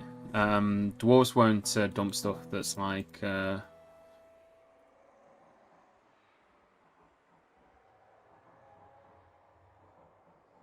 God, we've waited far too long to get this done. My dwarves are really miserable. I think we're on a miserable patch, dwarf patch.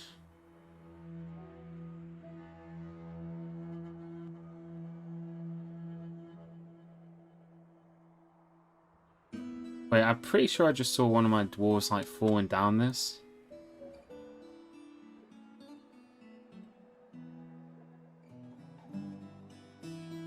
Okay, no, that's fine. So yeah, they put all the corpses down there, so hopefully that should help. Oh no, there's still more troglodyte corpses we didn't take account of.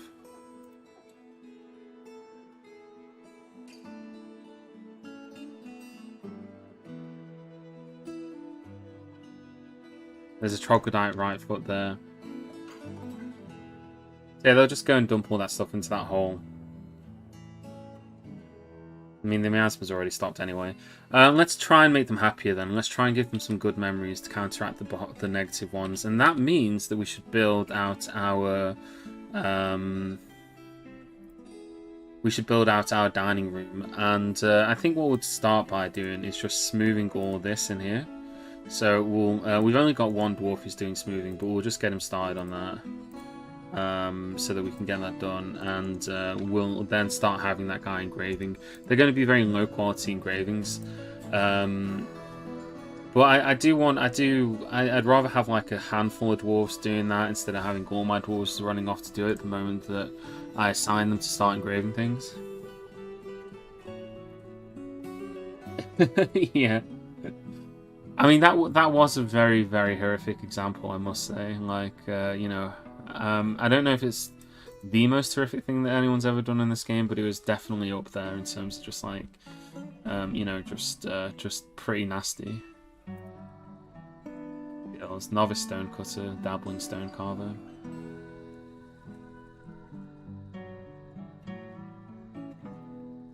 Work orders. Work detail, stonecutters.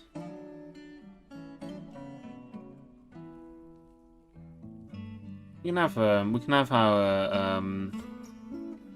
our bookkeeper do that as well. I don't think he's doing much other than that, so he can come and join in the fun of cutting stone. So yeah, we want to make some tables and chairs. Do we want to make them out of copper or iron or anything like that, or is that just going to waste time? Like, do we have access to anything particularly nice that we can make them out of? We got tetrahedrite. We can make iron. We could make iron tables, I guess, if we really wanted to. But we haven't really done any mining, like exploratory mining. Kaolinite here is that's for some good stuff. There's amethyst clusters here, tetrahedrite on this level.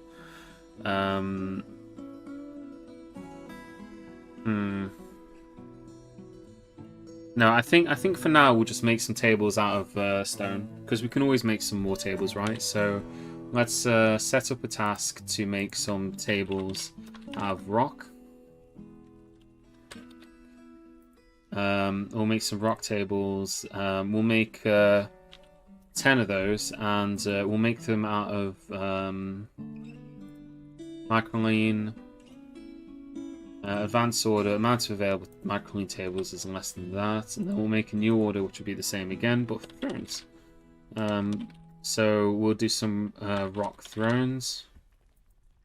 And we'll make 10 of those. Again, we'll make them out of microline, and we'll set the order for that, so that should be fine. So they should just start making those as well. Obok Meat God is perhaps the most psychopathic DF story. I'm not familiar with that one. That's not one that rings a bell. So you might have to describe that one to me. But it's not one that rings a bell.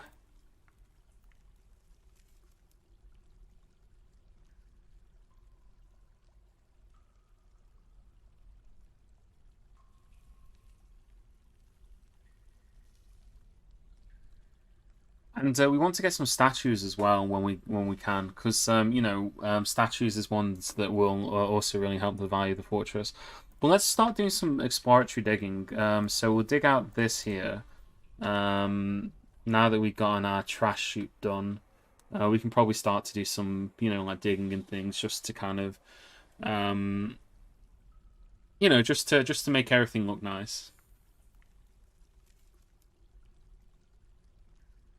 Sorry, not to make everything look nice. What am I talking about? Just so that we can get some more hematite, for example, or some more coal and things like that. Because we really want to make sure that we've gotten plenty of value from the metals that we got in our fortress. So if we start digging out, we can find out exactly what metals we got available to us.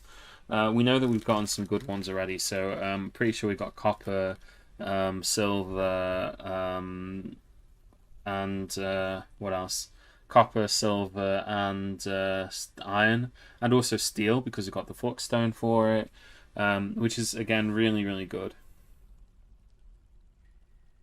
Oh, you can do some truly horrific stuff in adventure mode. It's going to be great when adventure mode comes out for this as well, because like I've actually struggled playing adventure mode in the past, because it's a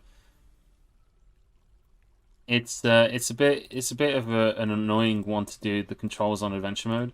I know that sounds funny because I've played Dwarf Fortress in classic mode with all the hideous control scheme on that, but I just could never wrap my head around it for adventure mode. That was just on another level of like just pure misery for me. So I've never really done that, for that. Sorry, what we're gonna do here is we're actually gonna dig this out here. And this is going to be because what we also need to do is we also need to make some 2, 3, 7, 8, 9. 1, 2, 3, 4, 5, 6, 7, 8, 9. We need to make some temples, because that's the other thing we've neglected to do. We need some temples, we need a dining room, and then we can start improving the mood of the dwarves that we got. Even if a bunch of them are children who don't matter, they just exist in our fortress and take up space. Actually, speaking of which, children, how old are these kids? 15. This one's almost an adult then, so that one's not so bad. This one is 4 years old. Christ. 14-year-old, that's not so bad. 14-year-old, also not so bad. Oh, that's the same one actually. 12-year-old, 11-year-old, 7-year-old. So we've got a couple that are going to become adults in a reasonable amount of time. So, you know, we'll be able to start making them do things.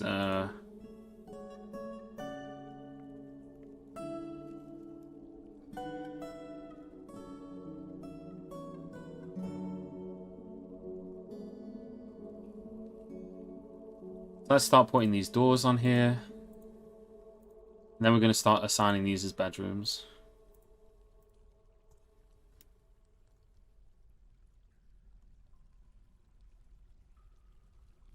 And assigning these as bedrooms will be another thing that will help these dwarves, because it'll be like a mood that you know, it'll be like a fondness from sleeping in a bedroom that belongs to me. You know, so once we've got all those doors in, we can just mass assign all these beds. In fact, we can just do it right away with the ones that we've already got.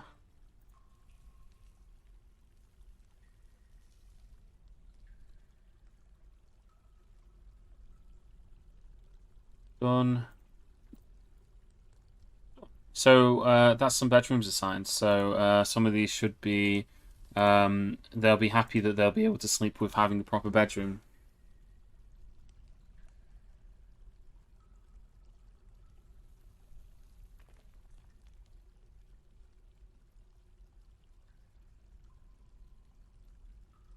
I miss the good old days. I miss when there was that one bug in Dwarf Fortress that made it so that dwarves were permanently euphoric from having drunk alcohol once in their life, and it was basically impossible to upset dwarves. Perhaps not the most interesting patch, but that was a patch that existed for a while. Ah, we're out of logs. We're out of microline. So we should. We're gonna have to go and cut some logs down in here. What we'll do is we'll deconstruct one of these walls.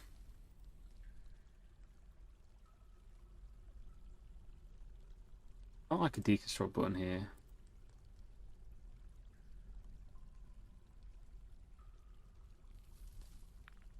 So we'll deconstruct that wall, and then we'll just go and set like some tower caps to be cut down just over here and here. So as soon as that's been deconstructed, someone should come and they should be able to do that. They also said they ran out of microline, which I guess we need to get some more of. So we could build another kind of we could build another office here. I don't think we need another office here. What would be useful would be some room for some levers, but I'll just dig into here a little bit. So we've got another office here if we need one. And we'll also build some spaces for some more workshops on this side here as well. So we'll have let's do that properly. Because one of the things that we'll need to set up some space for our blacksmiths and our smelters, so that we can burn some logs down and turn them into productive and useful assets. 1, 2, 3, 4, 5.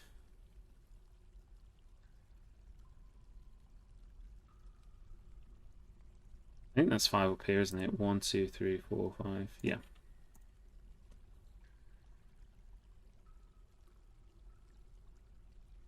So has anyone else in the chat been playing any of this then, or have you guys all just been like, have none of you taken the plunge yet? I know a couple of you must have done, but curious to know who's taken the plunge, who's what's in that construction, because I want to do it out of blocks, and I'm not sure that I'm using blocks there. So construction, floor, site material placement.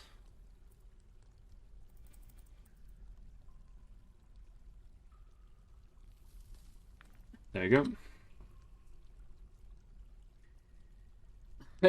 Yeah, I'm playing. Oh, I know you're playing. But you're one of the people I was thinking of actually. I was just wondering if anyone else is like anyone who's never tried Dwarf Fortress before has tried it. You don't think it's for me? That's fair enough. Everyone, whatever floats your boat. Different or different strokes for different blokes, as they say.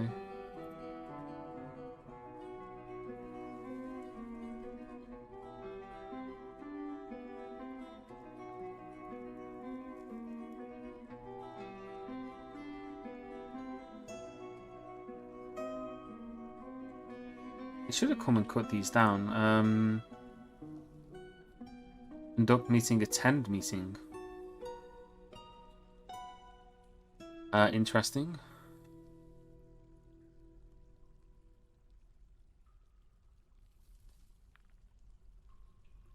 Oh, she's getting Worms is getting yelled at. Okay, all right, okay, that's it. Yeah, nobles get yelled at by dwarves who are unhappy. So I guess I didn't realize that that showed up as conducting meeting though. So I know what that's about. It's because the dwarf is unhappy, so they're yelling at the mayor, or the closest thing they got to a mayor.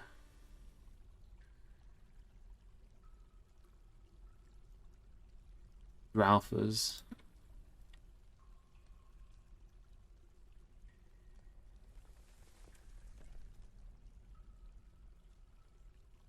They should be cutting down some logs. There are some logs that they can cut down here.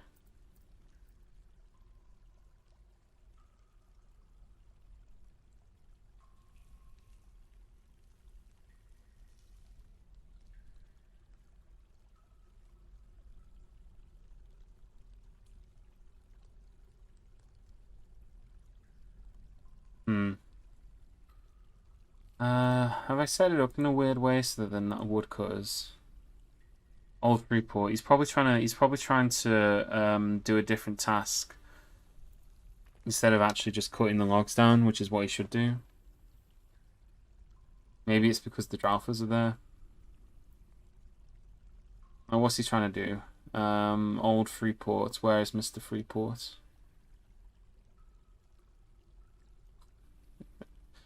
He's making mudstone doors at the moment. Really? This is one thing I don't like. I don't like how how labors have been changed. Because I'd rather not have people doing stuff like this, right? So masonry. The only people who should be doing masonry should be masons. We shouldn't have like. So that in that case, it should be our two miners. I don't want old Freeport doing it just because he doesn't think he's got anything better to do. I need him available to go cut down trees if he needs to cut down trees. I've only played a few Fortresses in my life. I prefer watching DS streams. That's fair enough.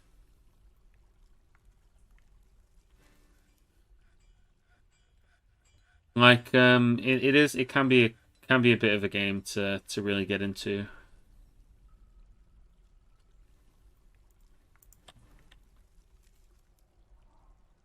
Okay, so we now got some tables and chairs.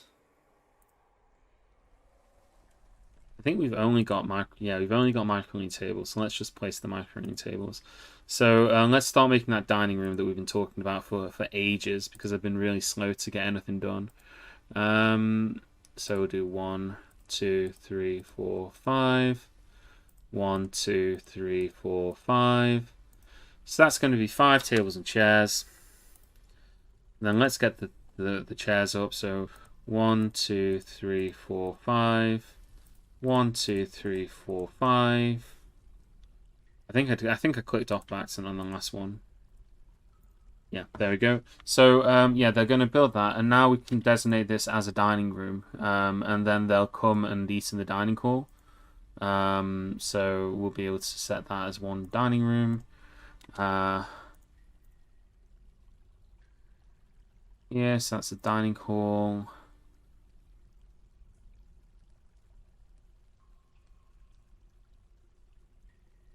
So this will just be the first hall. I also had a meeting area which I'd set up ages and ages ago. So if we go here and we go to like not locations, but you know, so these are all the different places that we got in the fortress, like different zones. We want to just we want to delete this meeting area here because we don't need it anymore.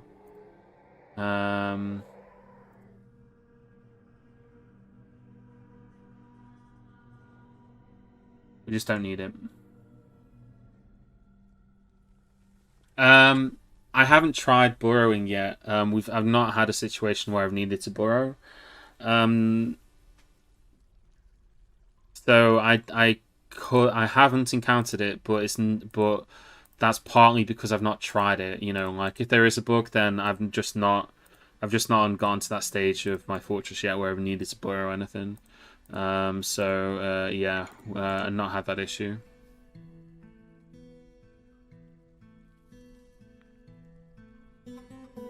I've had other issues, but mostly those are just me being incompetent, you know. 18 in a dining room. This could be bliss. This is a legendary dining room. It's not much, but it's considered a legendary dining room. And we're going to make it even more legendary in a second by engraving the whole thing.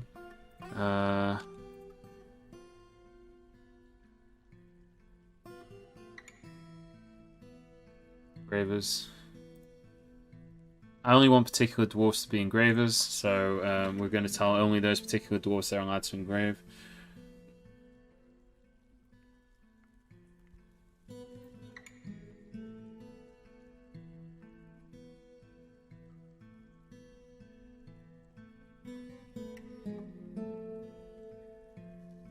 Yeah, these ones are doing it anyway because they'd already started doing it, but they'll stop in a second.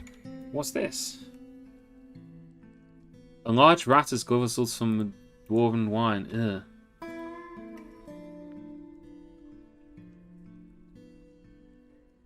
Okay, let's make a new stockpile here, which will be for wood.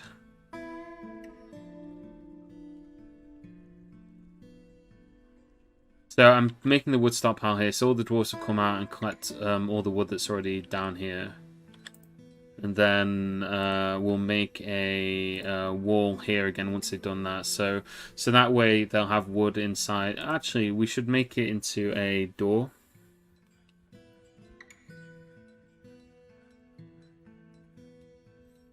But the only problem with a door is that a door could be broken down by a monster. So perhaps we want to make it into a construction. I guess ideally what we do is we cut this down here, then we and get rid of that construction there.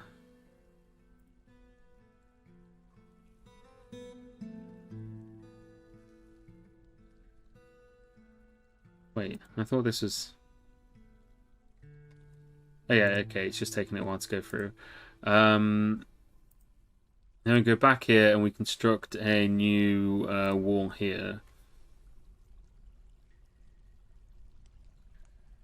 Doesn't matter what they make it out of, really. You have to make beds out of wood, Dennis. Everyone knows that. Even unless we just have a bunch of artifact beds made out of dwarven skin or whatever. It's unfortunately it's just unavoidable.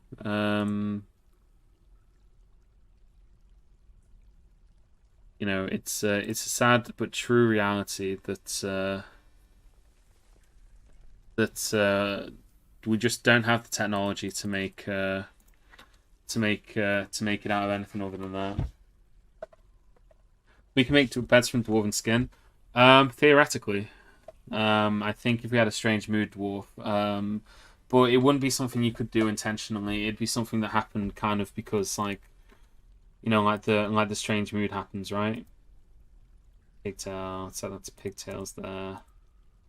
Spring. Let's go with sweet pods. Let's go sweet pods. Yeah. So if you had a strange mood dwarf who is in a bad mood, they can sometimes like attack another dwarf and you know, just do that. So what I'm going to do is I'm going to make some cage traps because I'm sick of these guys just coming in here and stealing my stuff. So we're going to line some cage traps up here, and then we've also got the drawbridge, so we can set it up with a mechanism, which we ought to be making, actually. We should be making mechanisms. So, rock mechanism. And I don't care what they're made out of. Let's make them out of limestone, because we've got loads of limestone. If we've got less than 10, just make 10 more. So we should be making rock limestone mechanisms, and we can use those with the limestone bridge to basically raise this if we ever need to. Because that rat keeps coming in to try and steal more alcohol, and we don't want him to steal our booze. We're already low on booze, so make cages. I would just make 10. Don't care what you make them out of, actually. Just make 5. If the amount of empty cages is less than 5, then make more cages. And then we can just put some cage traps in.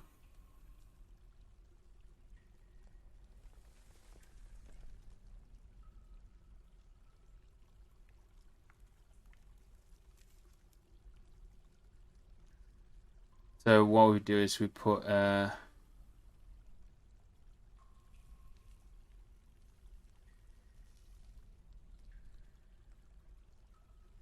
so we need some mechanisms first. Boost here. Everything's all right, he says. Though it doesn't look all right.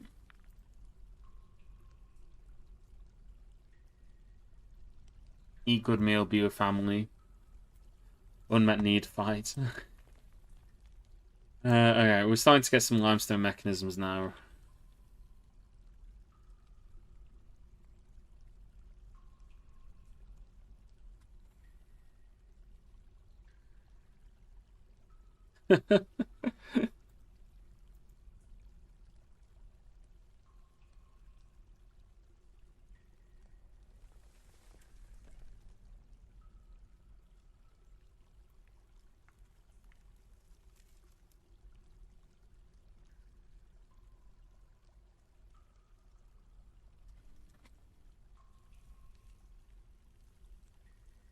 Right. So yeah, couple more cage traps. Need more mechanisms. Oh man, there's just always stuff to do, isn't there? There's always more stuff that needs to be done. Never ends, but that's fine. That's Dwarf Fortress for you.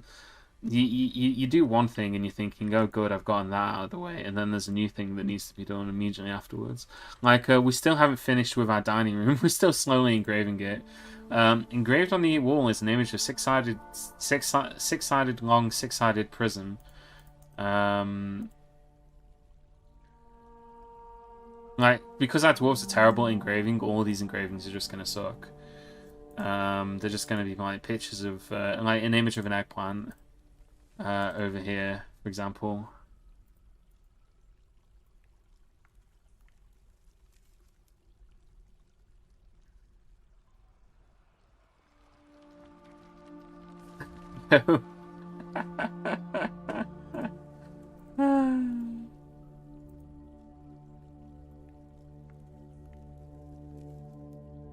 Why is the stray dog all the way over here chasing the giant snail?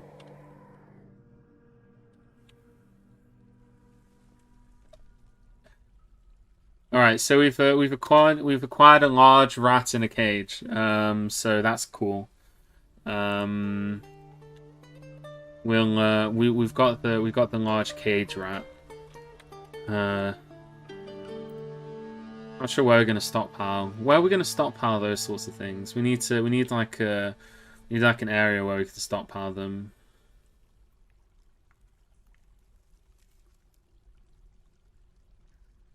Maybe we'll just make a stockpile here.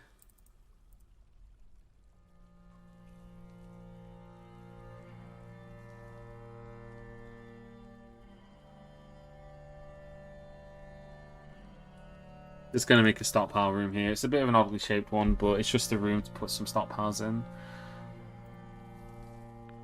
Mechanisms. So one of the things we want to build is some levers, and that's why I built this room here. So this is just going to be a lever for that drawbridge that we just built in the cavern. Need more mechanisms.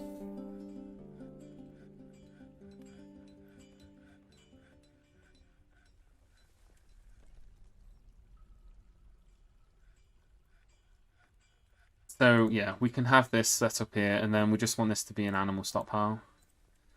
So they'll bring the caged rat up here, and they'll stick it into the stockpile, and they'll also stick any spare cages they got into the stockpile as well. So you can see here we're getting some nice cages, and yeah, it's helpful.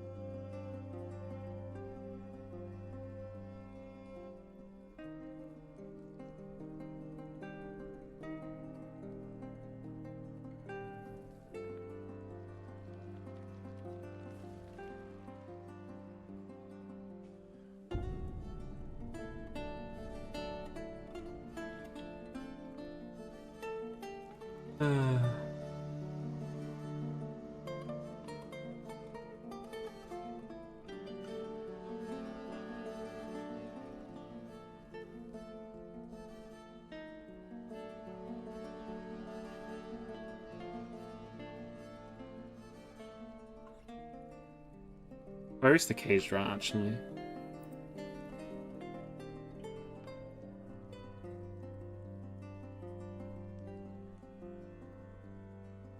Well, we can try and tame the giant rat. It's overcome by terror. He didn't feel anything due to inebriation. We don't want to. We don't want to. There's like a bug with animals that have the thief tag, where if you train them, they'll still steal things. So, as funny as it would be to like train the giant rat, and to make the giant rat a part of our fortress, it's really not going to be something we're doing. It really wouldn't be worth it. But you know, there is that option out there if the need ever arose to do that. Let's finish placing the rest of these cage traps then, because we need to just get all of this like as secure as possible. Because you know, if we're gonna have the caverns open up and things can potentially walk through there, we want to have some cave stuff. Also, I think that stray dog that was outside has gotten killed by the giant snail. I don't really mind that. We got loads of dogs. That's why they're called stray dogs. We just have loads of them just lying around, ready to be used whenever we need them. So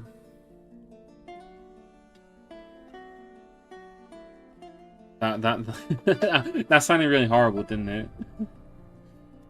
I'm not a hater of animals. I'm a big fan of animals. I've got my own pet dog at home. Are these guys getting any better at engravings? No. Let's have a look at their skills. Neighbours, engravers. They're currently dabbling engravers. So yeah, it takes them ages to engrave anything, and it also takes them ages to level up on this skill. So that's why it's better to just have a handful of people doing this, because you know,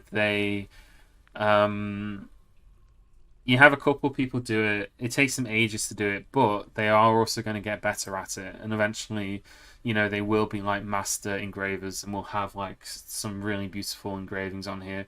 But until that time, we just got to put up with pictures of large serrated discs. I've never engaged in any pet dog blood sports, or any giant snail blood sports for that matter.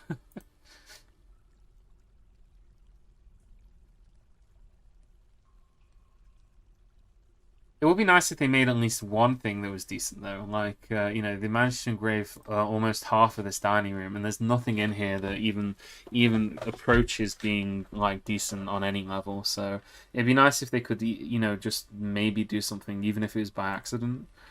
So yeah. Pokemon doesn't count. Are there any snail Pokemon? I don't think there are. I can't think of any Pokemon that are also snails.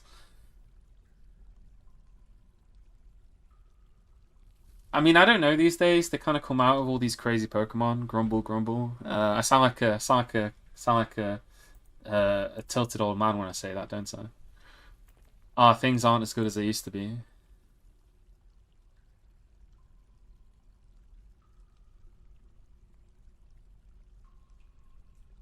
Like, Poliwhirl.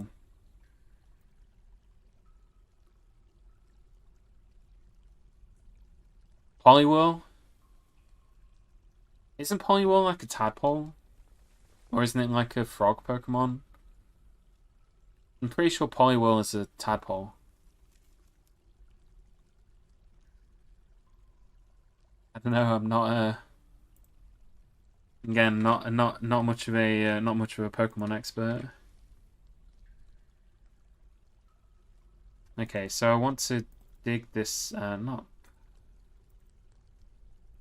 that like that like that like that like that. So I want to have like some cubby holes because we can put statues into these as they go down. And then let's finish up by building an actual temple for them.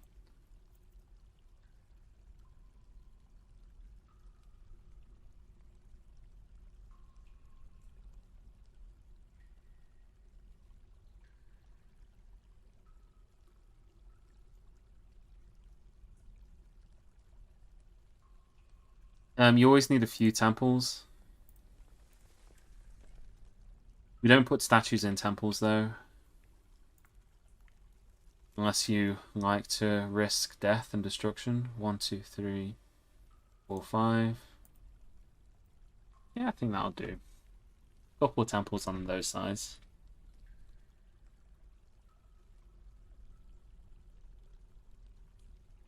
It's such a ridiculous reach, but it has a spiral. It's oh yeah, there is the lava one. Okay, never mind. There's the lava one. There's the lava snail. I've been destroyed. I've been defeated in the realm of logic and ideas because I forgot all about the fact that there is a Pokemon that is like a lava snail. I tried streaming Pokemon a couple of times, and none of the times ever worked out because I was trying to do like the Nuzlocke stuff, and I have no, my brain is just not big enough for that sort of thing, right? Like, I just don't have it in me to do well at something like that. I think, um, because I guess I'm impatient fundamentally. Like, I'm an impatient person. So when I'm doing that, like I just want to speed through it, and I don't want to what's the word? There's a word I'm looking for. I don't want to. Oh God, why can't I think of the word? I don't want to grind. That's it. I don't want to have to grind all the time. A masterpiece mudstone door. Spring has arrived in Moomin Valley. We should get some more migrants soon.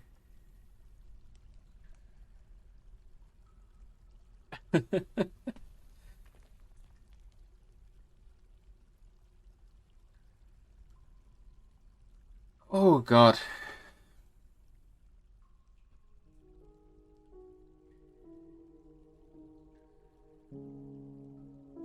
It's been a pretty, for the most part, pretty quiet embark. We haven't had any major issues. I guess it's just because we were unlucky that we didn't get the reanimating biome.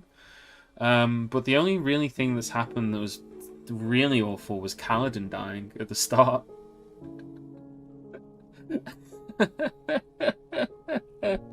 Everything has mostly been okay. We're even recovering the mood of some of our upset dwarves, like so for example, like Mr. Weaponsmith here. He doesn't feel anything after sleeping in a good bedroom, whatever. But he is starting to feel a little bit better about his lot in life. I think there are a couple other things we could do. For example, it'd be good to make some cups. They're still drinking out of their hands, which they hate doing, but I just kind of been putting it off. I guess what we could do is we could start making some forges. So we We got two. We can do two metalsmith forges here because we have got two anvils. I brought two with me on the Embark. We'll build a. We'll need at least one wood furnace. We're gonna need at least one wood furnace. We probably won't need it very much, but we'll need it to start. Then we're gonna need to get a smelter. We'll get two smelters. And I think that's it as far as those go. Let's have a look and see. Workshops, furnaces. We could get like a glass furnace if we wanted to make some glass. We do have sand. We could also make a kiln. I might make a kiln just for the fun of it, because we do have access to kaolinite. So we could make some ceramics. You know, that's probably something that you don't see very often. Like if you'd not played Dwarf Fortress before, if you'd not seen many Dwarf Fortress streamers, I don't think people tend to mess around with ceramics much because it's not the best industry in the world, but you can make some pretty valuable stuff out of it. You can make ceramic statues, like terracotta statues and things like that, which is pretty neat. So we'll make a bar and bin stockpile over here, and we'll also make a furniture stockpile on this side as well, because we'll probably be making lots of furniture. And then we'll also make a weapons and ammo stockpile in the middle. So we'll put that there. I'm not going to go too deep into like messing with my individual stockpiles or anything like that. I'm just going to use them on the default. So I would like this to be... I want this to be a weapon stockpile. So when we start making weapons, they'll be stockpiled there.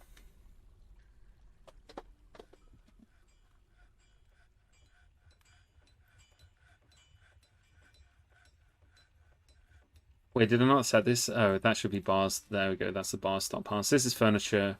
They just put. We'll always have too much furniture, so we'll always be filling our stockpiles up for furniture.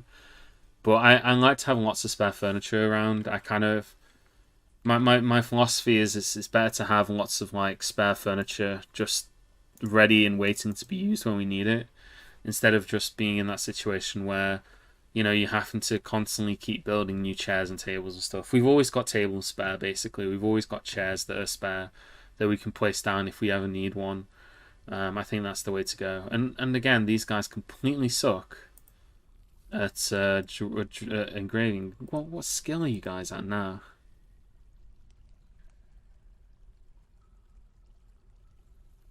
Labour. Engrave is still dabbling. You completely suck at this. Just the childlike drawings. Okay, let's do the one thing that we've been putting off, and that's start making some temples. So we're gonna need some doors first. We've got plenty of doors in our stockpiles. So we just put a door there and there. So each one of these is going to be a different temple room.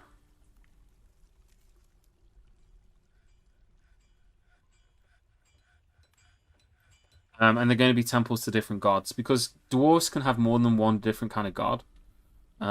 So they're not zones in here by the looks of things. I wasn't sure whether they might have moved this. I guess it's over here. So there's zones. Meeting area. Alright, yeah. So actually what you do is you set a meeting area. I'm pretty sure this is how it's going to work. So we set a meeting area here. Accept, and then we can assign a location to it. So you can see we can do inn, tavern, temple, library, guild hall, or hospital. So we want temple, and you can see here these are the gods that our dwarves worship. We want one that's for no specific deity. So this is for everyone, right? And then we're going to go and add temples for all the other gods, just based on how many worshippers each one has got. So we then want a new temple. So this one's going to be for Odd the Subtle. He is the god of darkness and the night. 14 dwarves worship him. I'm not surprised that dwarves in this fortress would worship a god of darkness and night. That seems eminently sensible. We're then going to stick a new one over here. Accept, and this one is now going to be a new temple as well. So we got that one. We're not going to be able to satisfy all of them, but we're going to have a look and see what we can find. So, telling Cosprays is the god of rulership, oceans, and salt. So we'll build a temple for him. And lastly, we will place a new meeting zone, which will just be here and here. And we'll accept that. And then we're going to assign this as a new temple. So we've got Odd the Subtle, telling Cosprays, and let's go with this guy because he's no. Let's go with this guy actually. So this is the god of metal, fire, the sun, day, light, rainbows, and crafts, and his name is Song on the Fires of something or other. I didn't catch the full name. So we've got our god of fire and fortresses and brimstone. So he's over here, and the one thing that they're all going to want is they're going to want instruments. I don't know what instruments we can make. So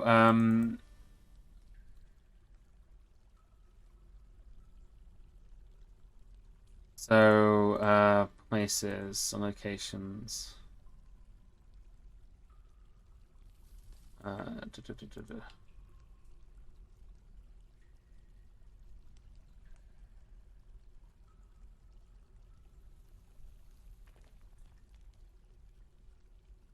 Justice. Actually, let's check out these. So, Abbey of Anvils.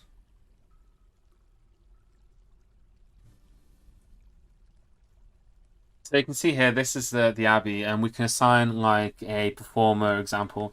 They want chests, and they're also going to want instruments in order for this to satisfy them.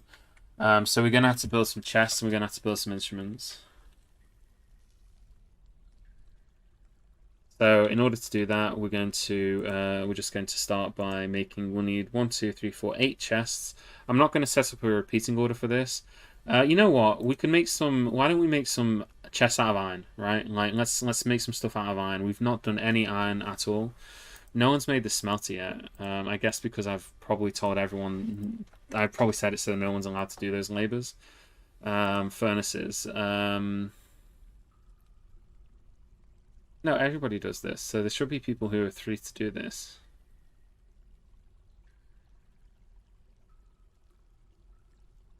Check this out. Check this out. Metalsmithing. Furnace operating. They should be able to do that then. Maybe there's just no one free to do it. It says construction inactive though. We'll have to figure that out in a little bit. I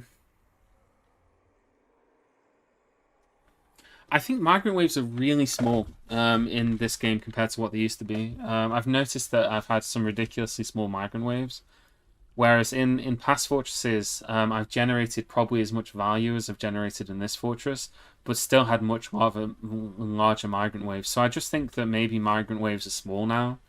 I think maybe that's one of the changes that they made in terms of balancing. Also, we've captured a bunch of Dralfas in cages now, so we've got a bunch of Dralfas in cages. Construct building. Oh yeah, so they are constructing it. They probably just had other things that they needed to do.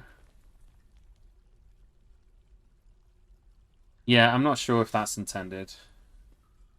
Did you embark somewhere which is preventing them from being able to access it? Like that's the only thing that I could think of, right? Like if you embarked in if you embark somewhere where they can't like reach where you're at, then that might be a reason why. Make instrument. We can make a tech mock stick. That could be one reason, but I mean that's like, or it could just be that your civilization is particularly troubled in some way or another. Alright, so we now got some charcoal. So we're going to set up a new task here, which is just going to be to make coke from bituminous coal.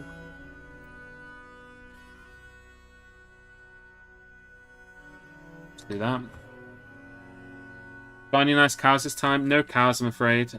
We embarked somewhere almost entirely without grass, so we didn't bring any cows with us, I'm afraid. We have got some caged Dralfers, so we have got some of those if you ever wanted to see a Dralther.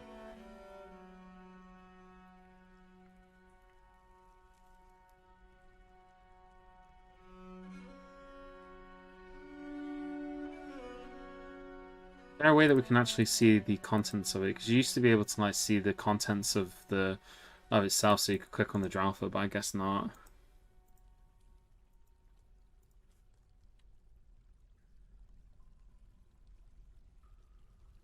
That's a weird cow, but I'll accept it.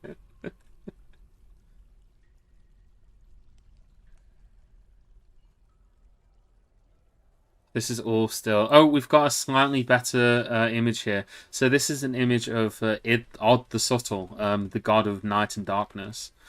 He's one of the gods that we made a temple to.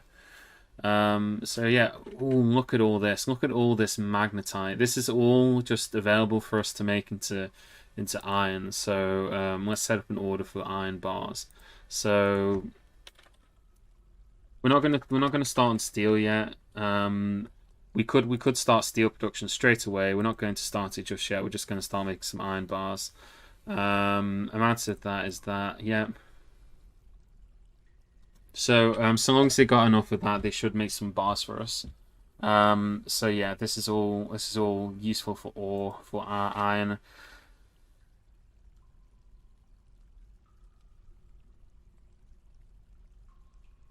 And why don't we then set up? We're going to set up a one-off order. And this is just a one-off order, right? This is not a repeating order. So I wanted some iron chests.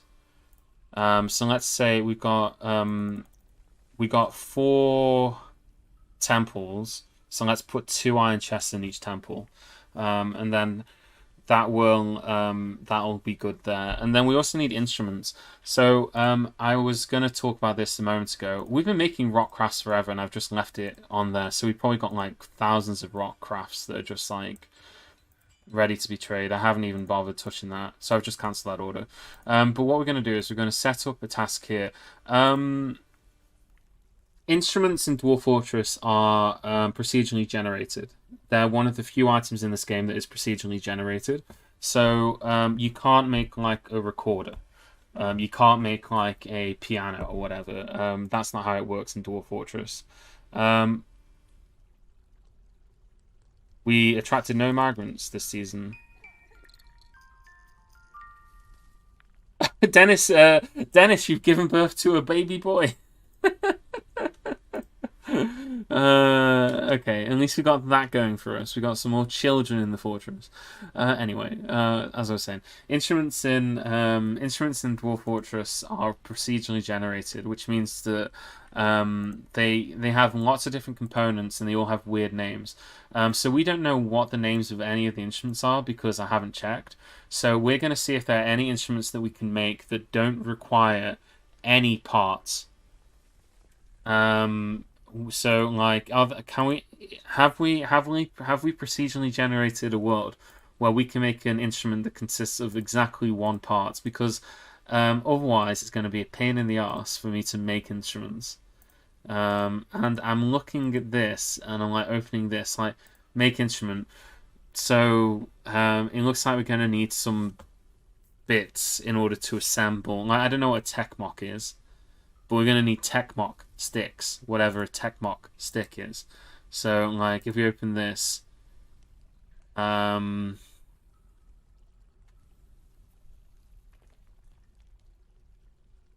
this is so...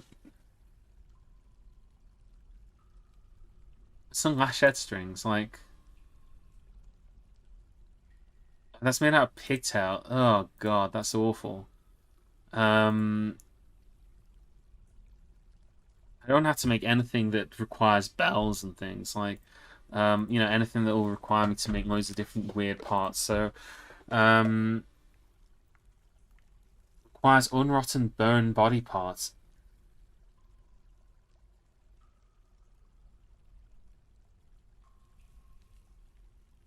I think we're gonna have to butcher some dogs in order to make some instruments. So yeah, I'll check. We'll check on our metalsmith's forge as well.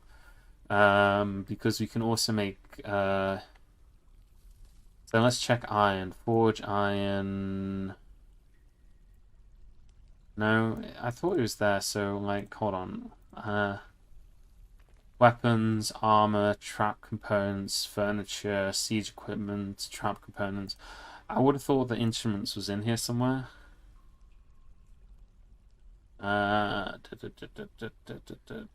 Because like you can sometimes have instrument parts made out of like metal, but I don't see that there's any here. Butchering dogs before the giant rat. We've got loads of dogs. We got far too many dogs. They're just walking around the fortress. We can butcher a dog and just being like, just being like, hey, we've well, basically, I've got a lot of dogs. Is what I'm trying to say. Like, we should probably make some kitchens anyway. We need some leather, so I'm not opposed to the idea.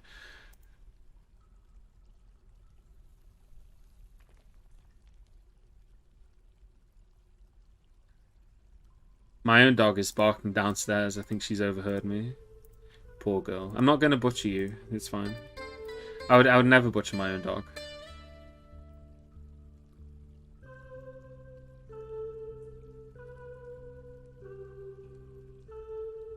Maybe like a small stockpile down here.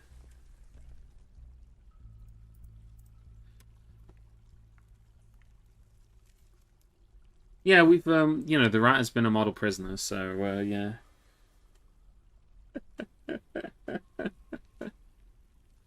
Look, sometimes you just have to do distasteful things. That's the nature of Dwarf Fortress, right? Like, if we want to have instruments, we're gonna have to do distasteful things. There's just no way around it, unfortunately.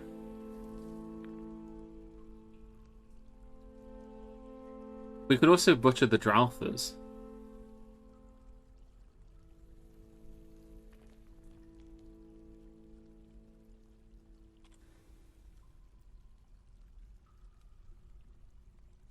So yeah, workshop. So this is now farming. So we want a butcher's workshop up here. Then we want to get a tanner's workshop immediately below it. Then we want to get a kitchen immediately below that. And then we've got a spare room just in case we need a spare room. I don't think there are any other workshops we're needing here. Yeah.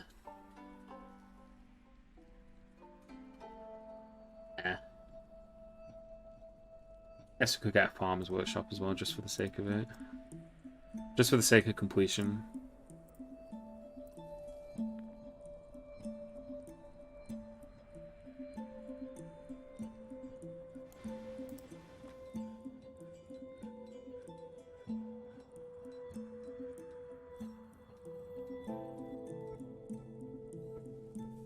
Probably, yeah. I mean, like I say, like if we get some leather out of it as well, it's probably not. I'm only gonna butcher like probably one dog just to see if we can make a sample instrument. Why can't you reach the area? I think it's because someone was building a door at the same time you're trying to build it. Yeah.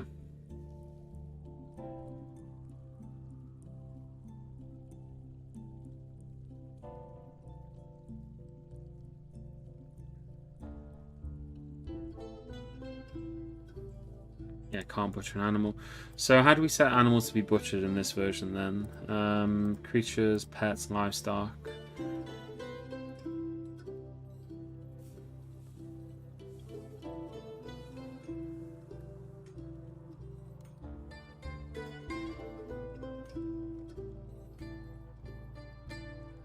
Oh wait, one of our dogs died, didn't it?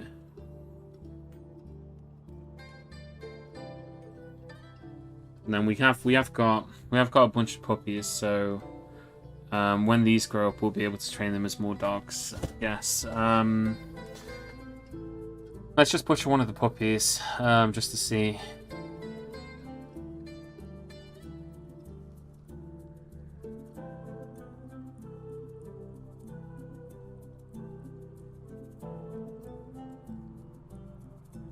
Oh, let's butcher. Actually, let's butcher the one of the camel, because we don't have a breeding pair of camels anyway.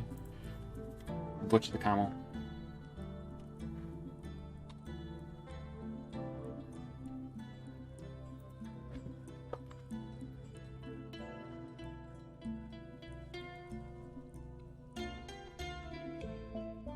Right, so I'm gonna have a bunch of like food from that.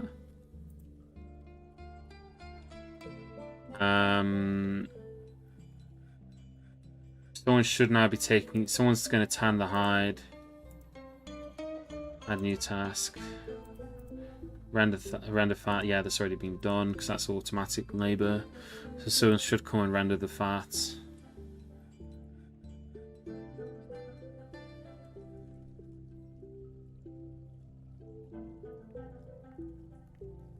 But now I have some camel bones. That's what we needed. So if we go to our Craftdwarf workshop here, oh, we can just make rodders. This is what I was after. Okay, so we're gonna make some rodders. I don't know what a rodder is, but we're gonna make a bunch of them. We're gonna make 10 of them. I think, well, we got 18 camel bones. Let's make 18 of them. Rodder.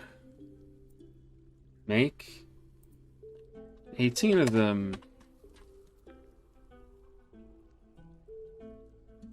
Archer's team coming along. It's pretty much the same as it was the last time you saw it. If a dwarf is a terrible musician, does it create bad moves to other dwarves? I don't think it does, actually.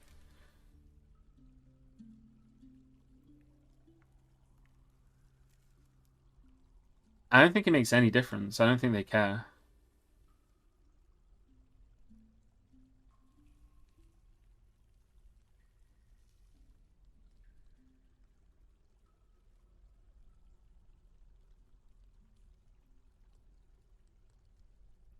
Okay, right. Let's have a look at this, because it's always interesting to see what the item is. Because along with being procedurally generated, we also get this massive wall of text describing what exactly a rodder is. This is a two-humped camel bone rodder. The rodder is a mid-sized handheld conical ball bone wind instrument. The musician blows through a double reed at one end. The musician selects the pitch by stopping holes. The instrument has a nearly 4-octave range, going from a mid-low to a very high pitch. It has 3 registers. The low register has an eerie strident timbre. The middle register begins at mid-high pitch and has a thin, strained, quavering timbre. The high register begins at a high pitch and has a breastly floating timbre. So yeah, like just insane instruments that, you know, like only a dwarf could make out of like camel bone, you know, like a dwarf would, right? So yeah, that's always good to know. So we're gonna build these chests anyway. Have we not built any chests? Has no one been on that, or has everyone just been too busy with that?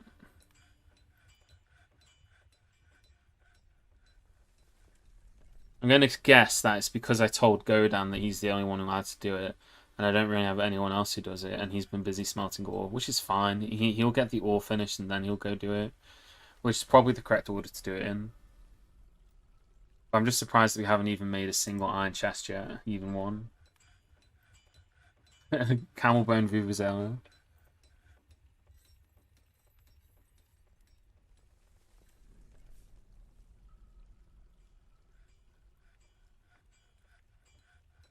Can we milk the Dralfas, I wonder? Okay, so he's actually started making his first iron chest. That's great.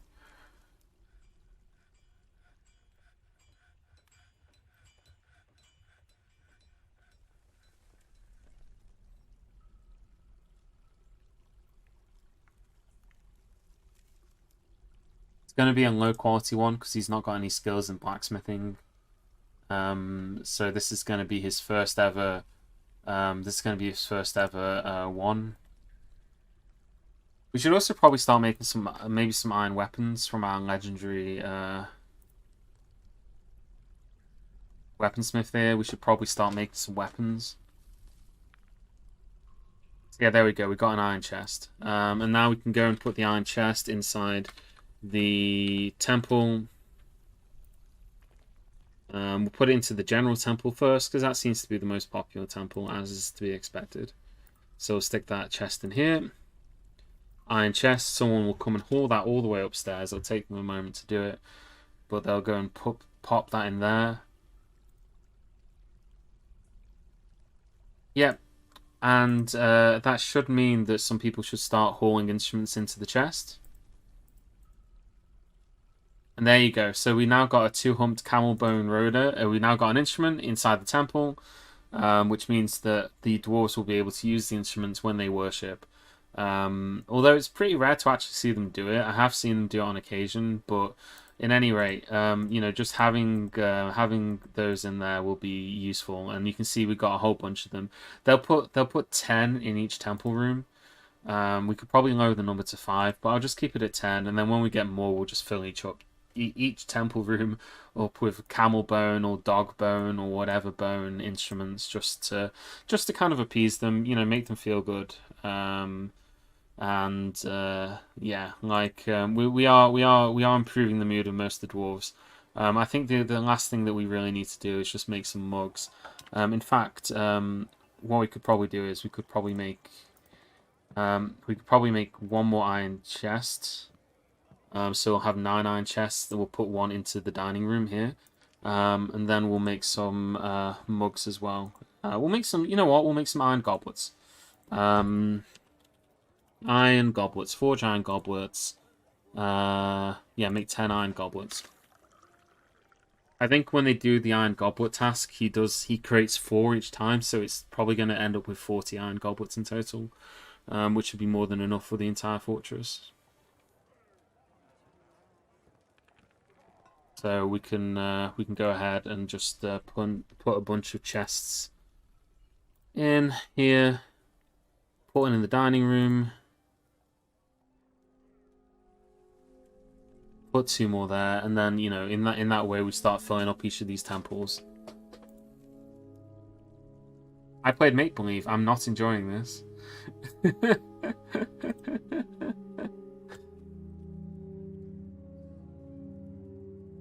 What, you don't enjoy living in the barren hell that is this fortress, which is just sitting immediately outside, and opposite to a large and ever expanding pool of goblin blood? You don't enjoy living there? Is that what you're trying to tell me?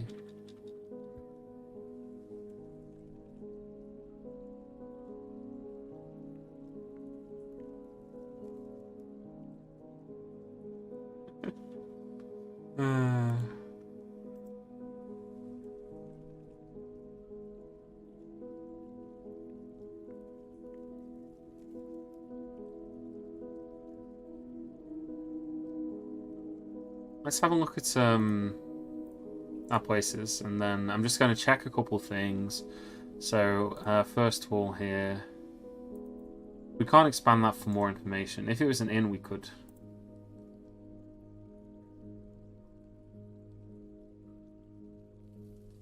I don't think they will put goblets in here. I think if we make goblets though, they'll just use them. We might have to build a goblet stockpile in here, like, and what we'll probably do is we'll just build a small stockpile in the top here. So we'll put a stockpile here, and we'll set this as a custom stockpile. Finished goods, type, goblets. Yeah, and we'll put this as goblets. So that should be under custom, finished goods, goblets. So only goblets should go in there. So they then should, when they've made some goblets, they should, yeah, they should put them in there. We finished making all of our rodders, so there's a bunch more in here as well. So yeah. All right, that's 3 hours of streaming. I'm gonna save the game here, So thanks everybody for watching. I hope you've enjoyed it. It's only 3 hours in. It's been pretty quiet so far, but hopefully it'll pick up again when we Thank you continue very next time. much. Thanks for the follow as well from Void Camp as well. We'll be continuing with this probably tomorrow, and if not tomorrow, then we definitely will be on Friday. The only days when I'm not going to be streaming are going to be Saturday and Sunday. Saturday, I'm going to be watching England lose the football match against France. I'm pretty confident we're going to lose, so I need to make sure I watch that. I can't wait to see it. I'm kidding. Of course we're going to win. No, now that I've said that, we're definitely going to lose. So of course we're going to lose. And then on Sunday I might stream, but during the middle of the day, I've got to do some stuff during the day. So if we do stream, it'll probably be just towards the end of the day. But yeah, that'll be that, and I'll catch you guys again whenever that is. And thanks for now. Have a good day. Oh, is there anyone we can raid as well? I think Brelix was doing a thing. I'm going to raid into him if he's still active, because I'm sure he'll appreciate it. Raid Brelix. There you go. He's doing some kind of big thing, so go say hello to him from me.